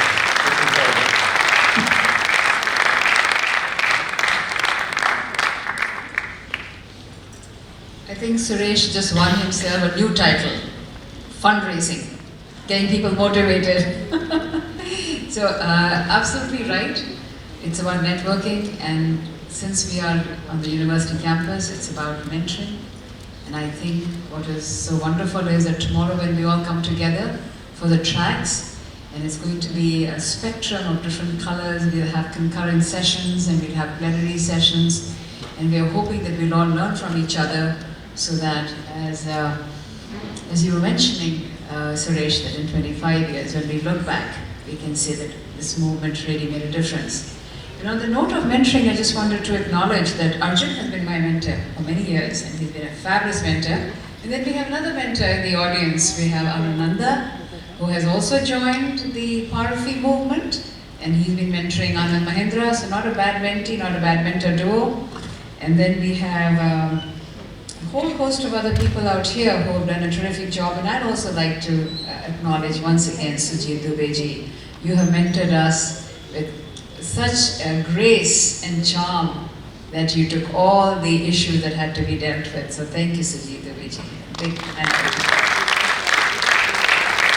So we have our last speaker, who is standing in for Shri Rajat Gupta, who is also a sponsor, and he's been a bronze sponsor. And Rajat, hoping you're going to watch this.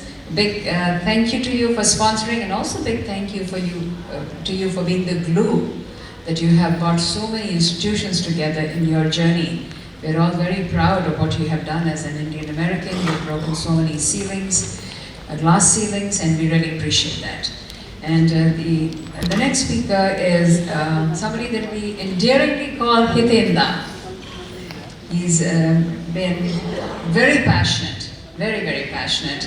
I think in this group it has to be very difficult to find somebody who doesn't have passion, but I think Hitenda is kind of sharing that with Sunny Ji and Sundar Bhai. But he's also an IITian, and he's from IIT Kharagpur. He shares that with Arjun.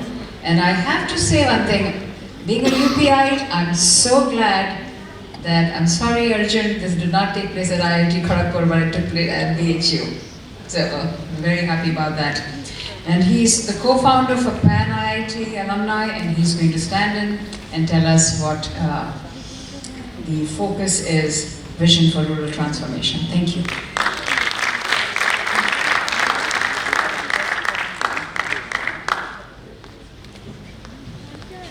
Thank you, Nandini. I look at this audience and the faces, many of them are young faces. You will be the India of tomorrow. So, what I like to make my comments, this is really addressing to you.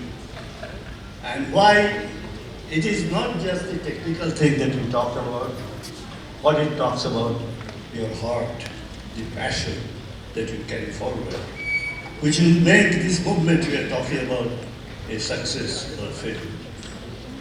So let me touch on a few things which is very meaningful, and I will touch with my own career.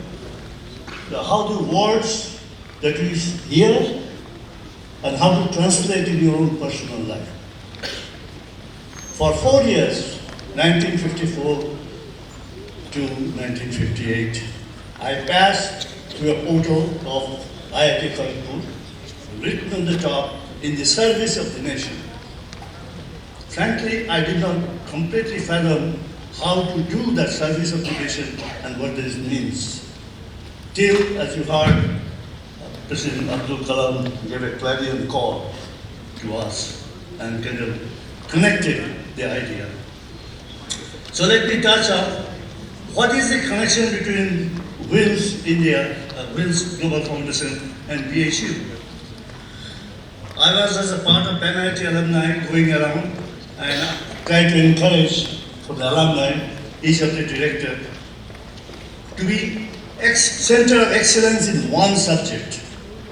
So I went to IIT Kanwaljeet, met Professor Sudhir Jain, and I very fondly call him Sudhir. What is your passion? What is your center of excellence? He thought for a moment. He said, I'm not going to talk about a lot of technical subjects, etc., which other people will do. But I will talk about their hearts that I must change. The hearts and minds of the students that will come to IIT Kanwaljeet. True to his word, he introduced a novel idea which you will hear more later on, but I just touch and steal the whole thunder. He introduced a concept, a novel concept of 6 weeks before you start the class, you must go to the villages and live like a villager. You will give a stipend to travel, but the travel will be only to travel in the 2nd or 3rd class, not 1st class. You will go to the village, not to stay in this 3-star or 4-star hotel, because many of them are rich students, but you will live like a villager. At the end, you write a report, and hopefully you will carry through that experience through the 4 years when you are learning, and learn how to apply technology to solve the rural needs. What a beautiful idea. He did that, and now we have got another IIT. You will hear from him on Sunday, from Director of Tirupati. He has taken one step forward. He's not only doing that, but also giving credit to the students who are coming through. So this is how a novel idea which you will be also challenged to come forward, because the problem that we are trying to address is vast, diverse, and each of you must come under the tent that we are creating called movement. Secondly, when we going through this, we have tried the 6 tracks we heard about, but we come to the computer just like Shahi did. Is that individual track development is not solving the problem of village. You can just only have education, not health, or health, not entrepreneurship. You need a holistic approach to all of it, and what we call smart village, what we call ideal village. And thanks to Anand and Sundar, very receptive, both of them very receptive and inclusive of the idea. Just like we are, our management also very similar to that. We immediately got together and came to the decision that since 2016 they are doing this thing, the 7th meeting will be outside of USA, in India. Why? Because we all want to make India the leading country in the whole world in the area of rural transformation. And what a beautiful idea. Vast, world's largest population who lives in villages and will have these new ideas incorporated, tried and successful for the world to see and adopt and scale and port it. So this is an excellent idea, and we welcome all of you to join us in that journey. So last item I'd like to talk about, that when we do these things, you have to be inclusive in your thinking and open mind that you have all the ideas. That is again I learned from Sudhir. That when you go to the village, don't talk down to the villagers as if you are going to solve all their problems. Listen to them carefully and you'll learn more. And sure enough, I've visited many villages and learned a lot. So that concept is very important, and to look upon the villagers not as a source of charity. They are the source of wealth. If you think about it properly, they will create the wealth that the country deserves and will help the GDP, etc. to grow. And most importantly, the growth of the young people like you will happen in villages. They are 70% of the population. And if they don't have the things, employment, etc., which are all here, they will be really hopeless. And I will quote from a very important poem I heard from Tagore. He wrote in 1930, "Return me to my roots, ebar firao gore." In that he wrote, "Here they stand my countrymen, with a bowed head and expectant heart. And when we don't meet that expectation, they don't blame us. They blame their fate and pray to God that something else will happen for their next generation." My friends, if you have a heart, please join the journey. Thank you.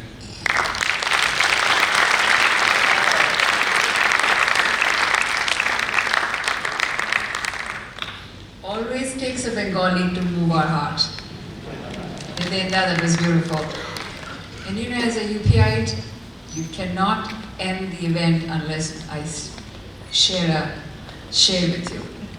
So I think with such amazing people in this room and with more coming tomorrow and the movement that we're all hoping to take ahead, I would like to say, "Gar main chahun हर चीज़ मुकामिल हो जाए, अगर मैं चाहूँ हर चीज़ मुकामिल हो जाए, मंजिल के लिए दो गांव चलो, मंजिल के लिए दो गांव चलो, और मंजिल सामने आ जाए."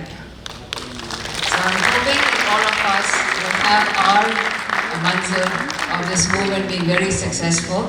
And on that note, thank you so much for your time, your attention, your participation.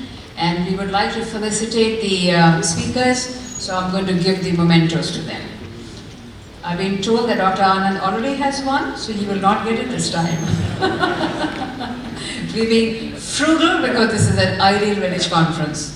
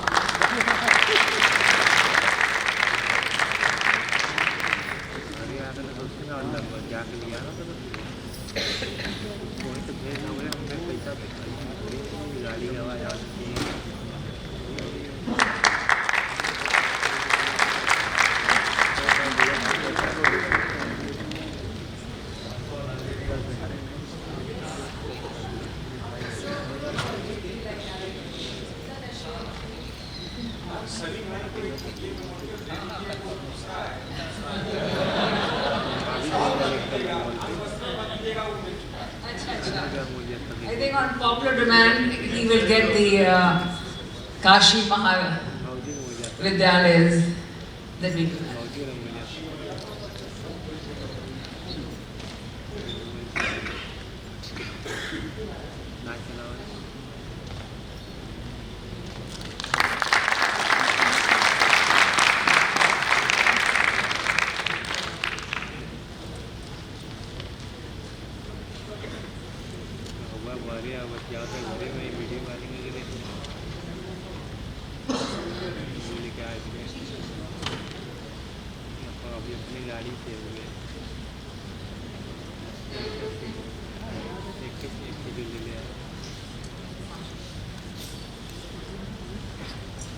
We'd like to invite Professor Ashutosh to give us the closing remarks. Thank you so much. Please welcome him. He's from BHU and we are very appreciative of him coming and closing the event. Thank you. It would be really injustice to the entire audience if we are not showing our gratitude by presenting memento to Dr. Nandini. I would like to request Dr. Ms. Archana Vyas to kindly do the honor for us.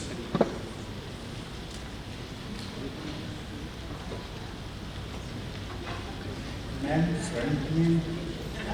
Ma'am, please come to front.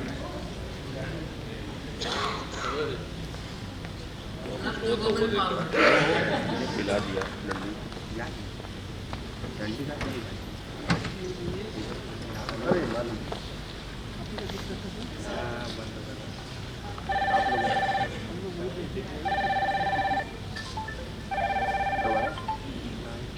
Hello hello अभी BHU Lanka Lanka पे अभी time लगेगा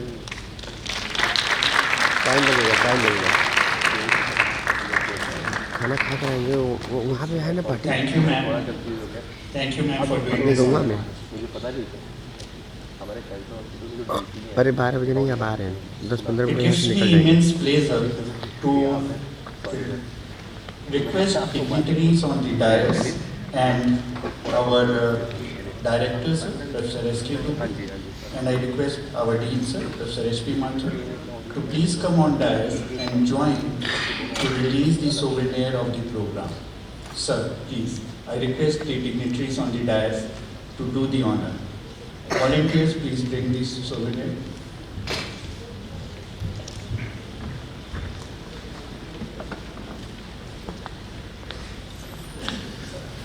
This souvenir is actually a collection of articles, more than 13 articles, and then it's having the best practices presented in the form of article, and it's also having a compilation of 18 poster presentation abstracts.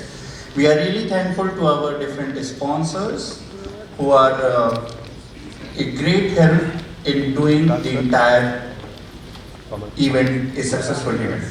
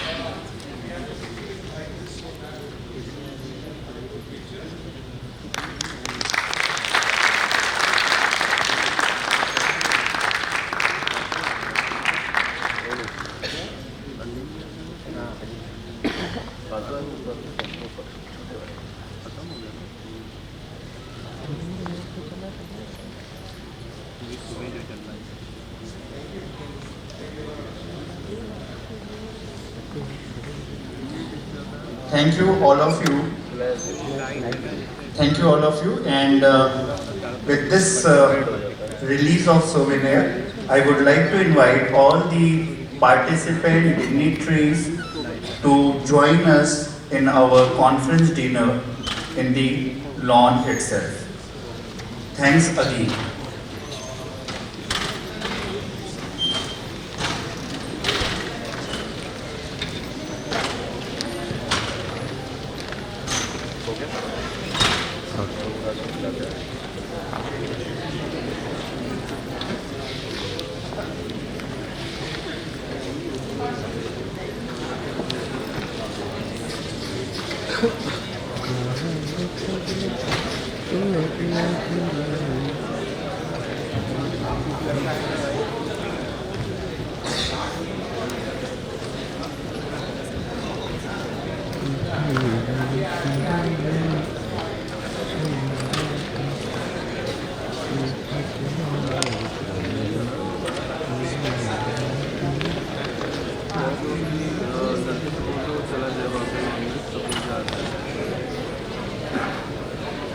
सब लोग जा रहे हैं लोग ना, वहाँ पे mic वाइक सब तैयार कर रहे हैं।